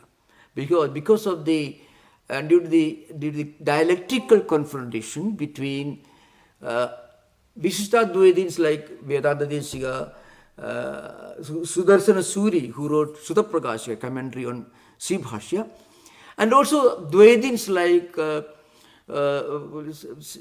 Vyasaditha and others, and also Advaitins like Srikasha wrote Kantana Kandagadi. And so what happened was Brahmavada, that is Brahma Satyam, that idea was somewhat forgotten.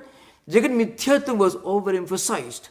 As a result, Vedanta got this bad name, Advaita got the bad name, it is Mayavada, which to some extent was responsible due to Prakasha, that is Swami Prakashananda, who wrote Vedanta Siddhanta Muktavali. Vedanta Siddhanta Muktavali is Prakashananda. Not Prakasha Mayedi, who is the author of Panchapadya Vivarana, but Prakashananda, who wrote Vedanta Siddhanta Muktavali. In which he tried to answer this problem of misunderstanding by projecting Drishti Srishtivada. These are some of the intricate aspects of Advaita Vedanta, and I have tried my best to give some ideas of the uniqueness of Shankara Vedanta as a great paradigm for universal harmony, peace, and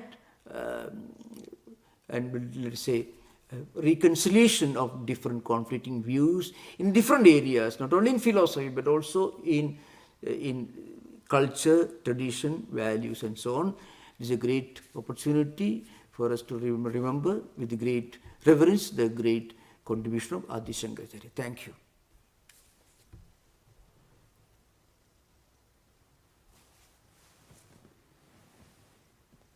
Thank you, Swami Tattwamayananda ji. Your wonderful scholarly presentation referring hundreds of books in Vedanta, Advaita Vedanta, Dvaita Vedanta, Sankhya, and whatnot. A wider, what we call canvas, you have made to present the Vedantic ideas of Shankara. Now, this is the time for discussion, even though we have only very limited time. We have only 10 minutes with us at disposal. I request one of our great Vedantins from Kerala, perhaps you may be knowing Professor K.N. Nilayar, who is a product of Ramakrishna Mission Vivekananda College, studied there, and he is a great Vedantin. I invite Professor K.N. Nilayar. I hope he had some problem today, so whether he has joined here or not, I could not see that. But if Professor K.N. Nilayar is available, I request with great regard to begin the discussion and have some observations on the lecture delivered by Tattwamayananda Swamiji.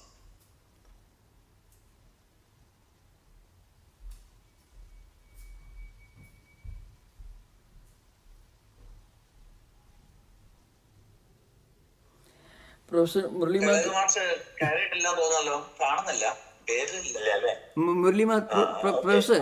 Professor, there is an American devotee who is a very dedicated student of Vedanta.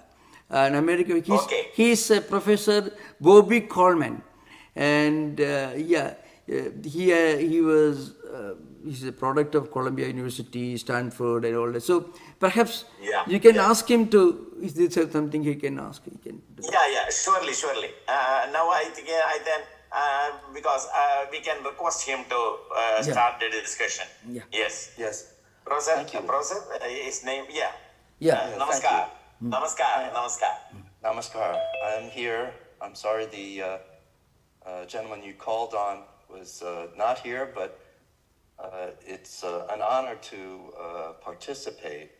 I have a very simple, short question for Swami Tattwamayananda ji, and that is, Swamiji, how do you see the special role of this unique university and its efforts, given that it's a historic revival of the great university connections of the past, that inspired the world and drew people from around the world. You just spoke about global harmony. How does this effort in this time have the potential to combine these features you spoke of, the trans-empirical jnanam and the bhakti elements that were so essential to the universal message of Śaṅkarācārya? How does this university have the ingredients to carry on this wonderful message? Thank you, Bobby, for the question.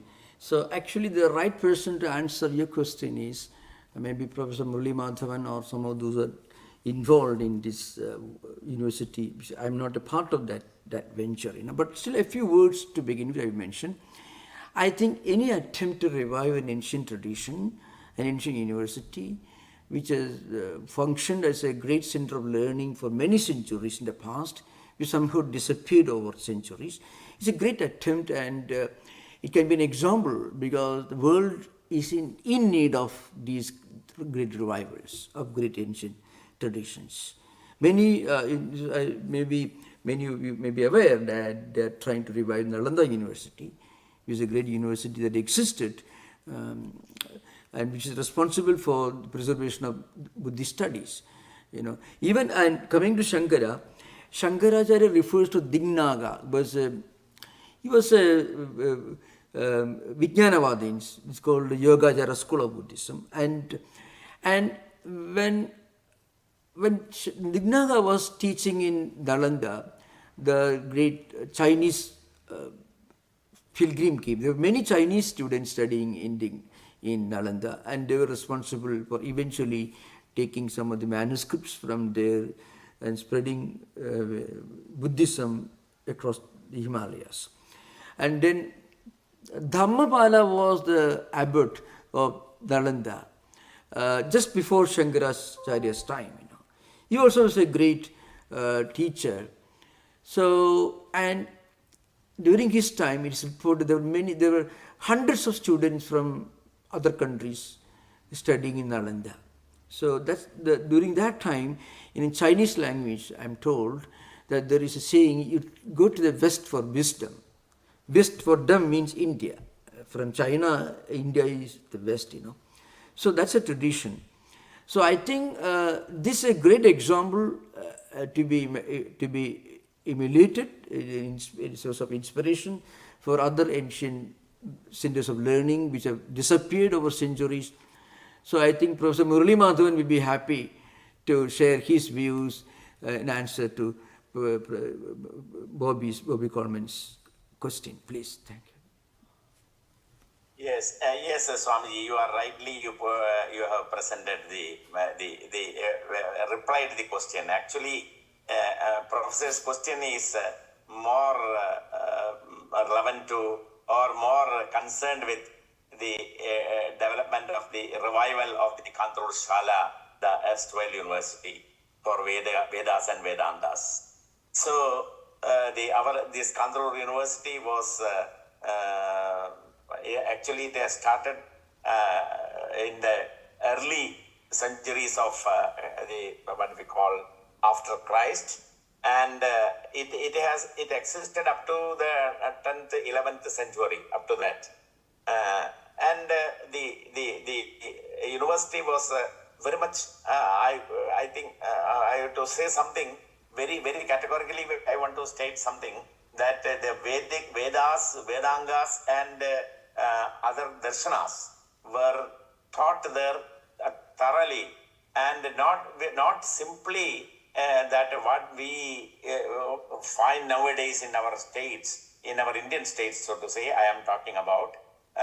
That they teach only that text only, or that discipline only. But there in Kantaloor Sala, the teaching was interdisciplinary, or rather multidisciplinary it was.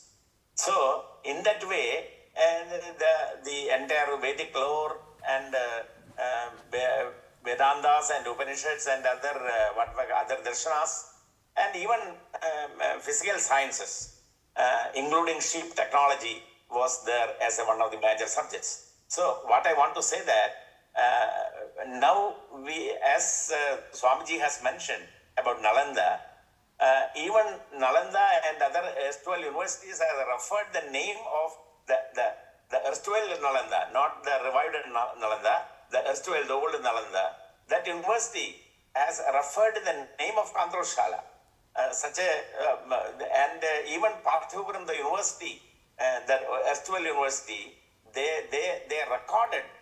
There is what we call a Shila Likhita, it is available, that they are following the academic Maryada, of what we call academic discipline, that is Maryada of Kantaloor Sala. So Kantaloor Sala was recognized at that time as one of the leading universities as far as the academic endeavors are concerned, the real research is concerned. So we want to revive that. That is our interest, and we have our humble attempt for that. And we are planning. We have very good scholars in Kerala. Not only in Kerala, we have at national level. We have a very good what we call advisory committee where the scholars, real scholars in Vedantas and other Upanishads and other whatever other philosophical systems and even arts and fine arts and other things are also there. So what I want to say is that our attempt is very sincere, and we have done a lot, and we are going to do further with the help of the scholars in the different fields of our study. This is what I want to say now. Thank Hello. you very much. Thank you Yeah, very much. yeah. I see you. another hand up. I just wanted to follow up just for a moment. The speaker mentioned that it can be a mere formality for accommodating other points of view, and that there is an even higher path. So in the context of global peace, the idea that Śaṅkarācārya represents, that you can go beyond mere formality to combine a pure bhakti element to the embrace of the unity of the spirit. That this ideal inherently has the potential for global peace, as was just described. And if university efforts Yes. can exemplify this, then these Yes. university efforts can be the node or the seed Yeah. for such possibilities in the modern world. Good. Yeah. Actually, your question that the university, the present university, we are planning in our departments, especially in Vedanta department, Vedanta section. What we are feeling that there should be, we are familiar with the interpretation of spiritual interpretation of or philosophical interpretation of the Mahavakya and other things. But all these Mahavakyas can be interpreted ethically also. Once you speak about ethics, sometimes people say that plurality should be there. Not like Shankara. Shankara is not, Shankara's philosophy is what we call talk about oneness. So all the Jivatmas, they are identical. They are one. Then there is no scope for plurality. This problem is there. So I think I have a direct question to Tattwamayananda ji that how, whether in ethical interpretation of the Mahavakyas like Tattvamasi and other things, you have to love you have to love your neighbor. You have to you do not kill. All these things are there. See, up to the Vivekananda went to the what we call the European countries and like that spoke even American states and spoke at length about Shankara philosophy. And he was telling that because of Shankara's this philosophy, Jiva Brahmaiva, because of that, so all Jivas are Brahma, and there is no distinction about the self, Jivatma, no difference. And there the question is that the identity or the difference which is more important for ethical interpretation? Sure. Thank you for that question. No? Can I answer? Yes, surely. Okay. So, surely. so the idea is in Shankara's Bhasha it comes, he doesn't deny the reality of differences or pluralism at the empirical level, worldly level, socio-anthropological level. But behind and beyond these apparent differences, there is an underlying spiritual oneness that should not be forgotten when we focus on differences. That's the idea behind. So we should celebrate pluralism. That's a current idea. We should celebrate pluralism. We should appreciate differences. That's true. In fact, appreciating differences is an important aspect of focusing on the underlying unity. We can appreciate differences only when we focus on the underlying unity, because differences are only empirical, superficial. On the surface, there are differences. To give an example, if you look at the teachings, let's say Bible, give an example. If you look at the Bible and look at the Bhagavad Gita or any Hindu scriptures, you'll be differences with regard to the anthropological, sociological, the language in which Jesus Christ spoke. And the parables, the illustrations, the examples, the stories are different. But the underlying principle of spiritual humanism, the love and compassion, all these things, which is an important aspect of Advaita. That's why I mentioned earlier. At the philosophical level, Advaita focuses on the fundamental unity of everything in this world. At the empirical level, in our day-to-day life, Advaitic unity expresses itself as compassion, appreciation, not conflict, understanding, broad-mindedness. Because we can be broad-minded only, we can be compassionate, we can be tolerant only when you recognize that there is an underlying unity and oneness. Otherwise, we will be fighting all the time. The differences are not eternal. Behind the differences, there is underlying unity. So they go together. One is not different from the other. That's why Ekam says, Indram Mitram Varunam Akni Rahu. Atho Divyasa Soparno Garutman. Yes. Then only Ekam says Vipra Bhagavadavandi. Indra, Mitra, Varuna, Agni, all the different deities, Vedic pantheon are mentioned. Soma, Pavaman and so on. But then Ekam Sat, that's it. Ekam Sat is the Advaitic ideal. It comes in the first mandala, 164th Sukta in the Rigveda, Samhita. It's a Samhita mantra. The point is, so that even it also Mundaga Upanishad comes in, and also again it's surprising, it's a Rigveda mantra. Yada Nadyasyantamana Samudri Astam Gachanti Namarupe Vikaya Tata Namarupat Vimuktaga Paratparam Purusham Ubaiti Divyam. Who is the Paratparam Purusham? That is Brahman. That idea later evolved into Brahman idea when it came to Shankara. That's why greatness of Shankara. All these Advaitic ideas are found in even Rigveda Samhita, both mantra and Brahmana portions of Veda. But then the point is that became a philosophy, an ideal, a doctrine, a spiritual principle in Shankara. When he came to Shankara, that's the difference. Tattwamayananda Swamiji, I want to just have a clarification that only after that Vivekananda Swamiji went to America and other European countries explaining the Shankara philosophy, as you told, only after the European community and even American community, they could understand the meaning of the Bible, even the Bible words, sentences that do not kill, do not disturb your the neighbor, love your neighbor. Why you should not kill the other person?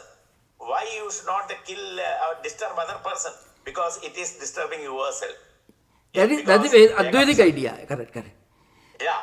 So this idea, I think this Bible sentence, the Bible sentence that do not kill or love your neighbor as you love yourself and so many things, these expressions have becomes meaningful and understood the real spirit only when Shankara's philosophy was known to came to the knowledge of the Western people. Yeah. So, of course, I think the idea that it is spiritual responsibility on our part not to hurt anyone, not to kill anyone, that is already the underlying principle in the biblical teaching. But then it was focused and emphasized by Swami Vivekananda. See, the greatness of Vivekananda was, before him, the Upanishads were already translated by European Indologists. Before even Max Muller had already started his work before Swami Vivekananda. And even German Indologists already started. But the point is, the problem with European Indologists was mostly philologically linguistic. See, for example, the way somebody like Max Muller or some of the early German Indologists they spoke, Moni Williams, MacDonald, they spoke as scholars of language, grammar. But then Vivekananda had this additional element of spiritual experience. And also he had seen somebody who had experienced Ramakrishna Paramahamsa. When he spoke, there was a conviction in his words which were missing among the European scholars. Remember, before Vivekananda, Emerson had already received a copy of the Bhagavad Gita, which was translated by Charles Wilkins, who was a clerk in the East India Company's office in Calcutta in 18th century. I mean, when India became, the Battle of Plassey was fought in 1757. Lord Warren Hastings became the first Governor General. And then during his time, the first Bhagavad Gita translation was done by Charles Wilkins. It is very inaccurate translation. And Emerson got a copy of this book in late 1820s from Thomas Cartwright. What happened? So that he was influenced. But that was only very, very superficial. When Vivekananda came, he spoke as an authority. When they listened to him, well, what this man says is true. You get a conviction when you listen from somebody who's actually speaking about what he really knows. Not only in words, but also in experience. So it all because of the Shankara philosophy. Exactly. Properly interpreted by Vivekananda. Absolutely. Because, I tell you, if you ask me the question, where Vivekananda's interpretation of Shankara's philosophy was the same as some of the professors as Pandits in India interpret, may be different. But the point is, the soul of Advaita, that only Vivekananda could represent more than any Sanskrit Pandit. It's obvious.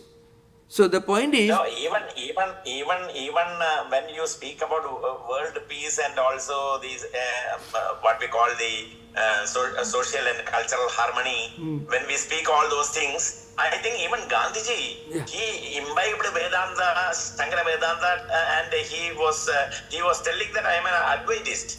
He several places told, and he even gone to the extent of saying that even my non-violence, my theory on non-violence is from Ahimsa, from Advaita Vedanta. Yeah.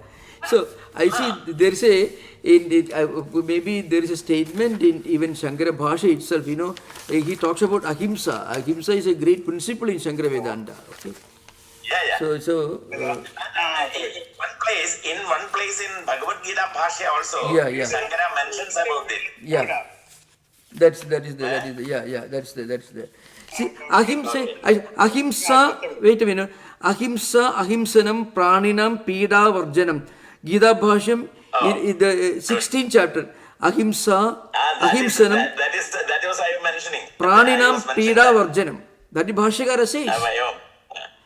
So Gandhi's ahimsa came from Shankara. Even as an interpreter of Shankara, Yeah. Mahatma Gandhi, Yeah. he gone to the extent of saying, even when you speak, your words should not injure others. Yeah. Yeah. That is also ahimsa. Yeah, So even with words you could not. So to See. that extent, the Shankara philosophy has been influenced. Yeah. It is nice. And today's talk, Swamiji, your talk mainly, I think, even though you have discussed several things, world peace and harmony and all those things, and in the Sutra Rupa you have mentioned, but the thing is that mainly you have harped one point that is very fascinating, that what at present we require in the field of Advaita studies, that really interpreting or teaching what is the meaning of the Vyavaharika. Yeah. You see, What we call the Vyavaharika Satta, what it is. thank you for reminding me. When I That read, maybe there is now time is just too late. I think so. when I read the Sadadushani of Vedanta Desika, Venkatranatha, it is terrifying. And also Bhaskara. See, it is so difficult to believe that they were so intelligent, so well educated in Sanskrit tradition language. They could not even understand the actual implication of avidya, maya, and mithya. It is very clearly stated. Very clearly stated. Actually, there it is nonsensical that to speak that Maya. That is my opinion. They don't understand. Maya is not an important. Maya is not an. Maya is not. Shankara told Mithya is not Maya. Yeah. Again, what Śaṅkarācārya meant by Maya. Maya is a way of explaining the Vyavaharika Sattatvam of Jagat. It is neither real in the absolute sense, sannapi asannapi bhayatmigano, bhinnapi abhinnapi bhayatmigano, sangapi asanbhagi bhayatmigano, mahat buddha anirvachaniya rupa. That definition of Maya in Viveka Chudamani. And elsewhere it comes in Bhashya. Sir, Swamiji, actually to say that Vyavaharika Satta is long standing, but not ever standing. Yeah. Not ever standing. It will be there. Actually, according to Bhashyakara, he says, Prag Brahmatma Vijnana Sarva Loka Vyavaharanam Satyatobhavati Yada Swapna Drishta Seva Prag Prabodhat. So, you have a right to call this world Mithya only when you are at the level of Jiva Brahma Aikyam. Even Sri Ramakrishna, when he was in Samadhi, he was in Jiva Brahma Aikya Anubhuti, the world did not exist. But then when he came back, he wanted to drink water. He was in Vyavaharika Satta only. Śaṅkarācārya lived and walked all over India in Vyavaharika Satta. Sure. Okay. Today it was a wonderful intellectual, what we call feast we had today, and that mainly because the talk delivered by Swami Tattwamayananda ji. It was a really thought-provoking lecture, and you are a beautiful blend, Swamiji. You are a beautiful blend of tradition and modernity. That is, whenever I heard, I used to hear you, I had this feeling, and that feeling is growing up. So this is what we needed. That what be the in the present situation. That how to bridge the tradition and modernity, and how traditional texts can be interpreted in the modern point of view, in the modern what we call needs, requirements, and in that way. So only simply reading the text and explaining according to traditional shastras, that will not, at that time that is sufficient. But now time has gone, so many waters have flown under the bridge, and so many things have happened, and now we are living in such a world that we require new interpretations of all these things. That is why I raised the question that whether an ethical interpretation of Tattvamasi Mahavakya or Aham Brahmasmi Mahavakya is possible. So anyway, today it was wonderful. now we are, I think, no other person to comment on this. If anybody is there, they well, most welcome. 2 minutes we can provide. Time is too late. Anyway, if somebody is there, they can join. There's a hand raised by Uma Devi, who is not. Yeah. Also, Uma Devi. Okay. Uma Devi, yes. Let Uma Devi ask. Uma Devi, Please. come. Unmute ചെയ്യൂ Mataji. മ്യൂട്ടാണ്.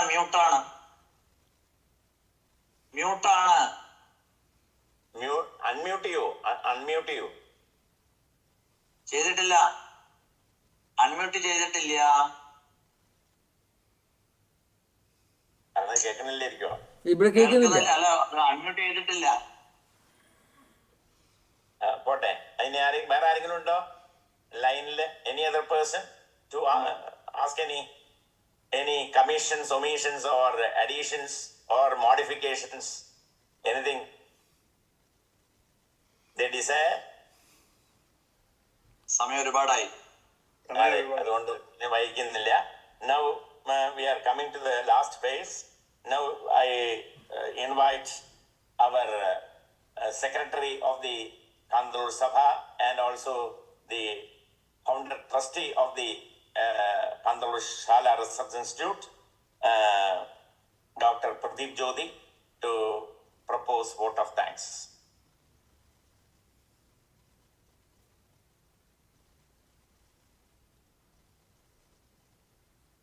Dr. Pradeep Jyoti. Yes.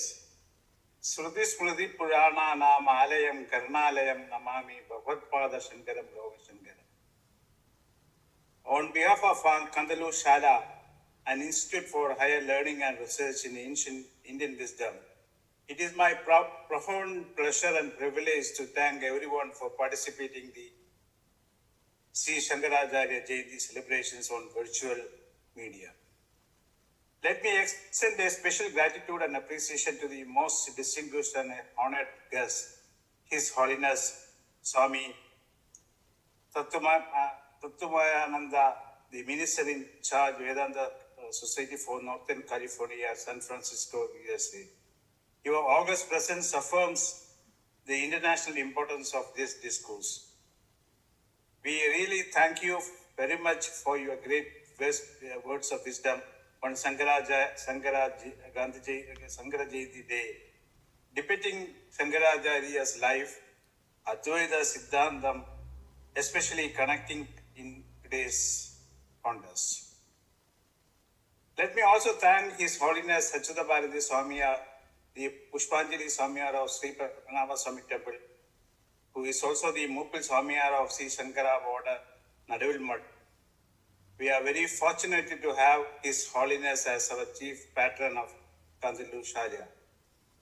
Let me also thank our Professor Muraleemadhavan, the managing trustee and the director-in-chief of Kantaloor Sala, who was presiding over today's event. He was a former professor at the Central Sanskrit University and the Sri Sankara University of Sanskrit, Calcutta, and recipient of President's Award for his academic and research work on Indian knowledge system. He is the visionary behind Kantaloor Sala Revival Project. Kantaloor Sala served as a leading university of the ancient continent for several centuries from 4th BC to 8th century AD, and had its main campus at Velishala, Thiruvananthapuram. It had 34 departments and 64 study centers, starting from Vedic literature, Vedic accessories, Darshana system, material sciences like chemistry, physics, biology, mathematics, Veda, Ganita, astrology and Vastuvidya, engineering, civil and mechanical, and Ayurveda, fine arts, theatre studies, social science, ship technology, and there are so many other departments. The revival process of Kantaloor Sala under the leadership of Professor Muraleemadhavan started in the year 2020.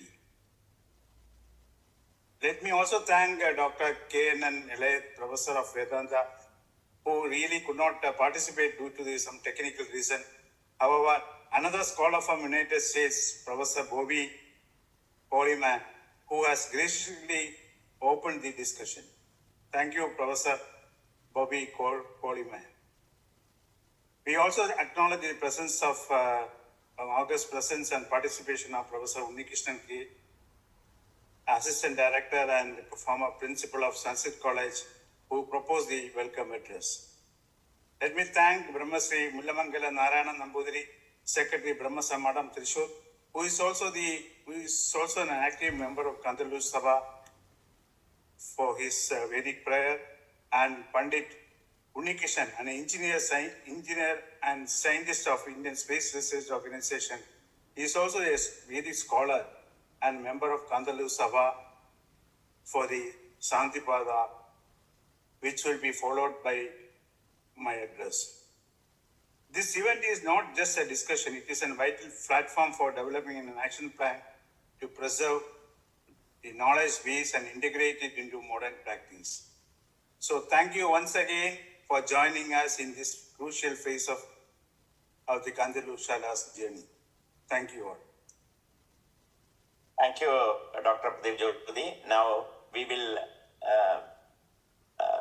conclude this very meaningful academic session of Kantaloor Shala and our auspicious of Sri Sankara Jayanti with a Vedic chanting Shanti Patha by Sri Unnikrishnan V, who is as told by Professor Dr. Jyoti, who is a member of Kantaloor Shala and he is an engineer scientist in ISRO.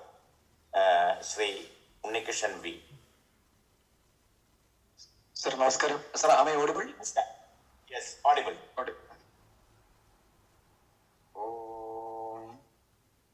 Brahman Brahmano Brahmavarchasi Jayatam Asmin Rashtre Rajanya Ishavya Shuro Maha Ratho Jayatam Dogdhi Dhenu Vodan Advan Ashu Sapti Purandhir Yosha Jishnu Rathishta Sabheyo Yuva Asya Yajamanasya Viro Jayatam Nikame Nikamena Parjanyo Varishatu Bhalinyo Na Oshadhaya Patyanda Yogakshemo Nah Kalpadam Yogakshemo Nah Kalpadam Yogakshemo Nah Kalpadam. धन्यवाद उन्निकृष्ण महाभागा. अधुना अस्माकं समाप्तिः अस्माभिः करणीया अस्य सम्मेलनस्य. It is a great occasion and it is a great intellectual feast, as I told you earlier. Very thought-provoking discussion or a paper presentation was done by Swami Tattwamayananda ji. We have to hear him further because he has so many modern interpretations with him as far as our classical texts are concerned, especially on Advaita Vedanta, in Advaita Vedanta. So anyway, we are very happy and thanking all for their auspicious presence in this August virtual platform. Thanking one and all, we conclude this session. Swami Tattwamayananda ji, namaskaram. Namaste.